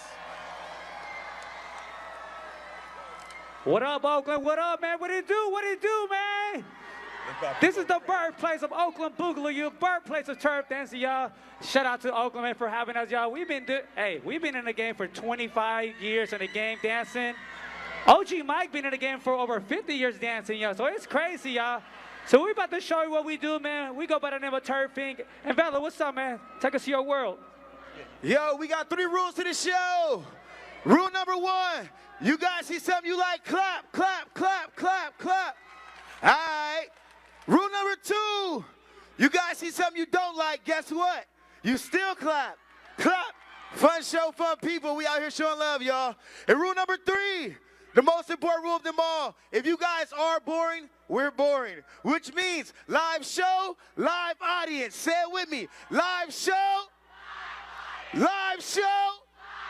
On the count of 3, I need y'all to go absolutely crazy. Don't let me down. 1, 2, 3, make some noise. Let's get it. You gonna turn me up? We really about to turn this up. Hold on. In 5 seconds. Here we go. But I'm crazy, you don't want to be like me. I come from East Oakland where the youngsters get high feet. All right, guys, have some restrictions with obviously airing some of the music that we do not have a copyright for. So let's go back to NASA as they update things on the flight readiness for the Artemis II flight, which was delayed till April. Let's go to this live. Quite a bit of evidence that says that those Teflon seals that are used in that area, if they're assembled for some length of time and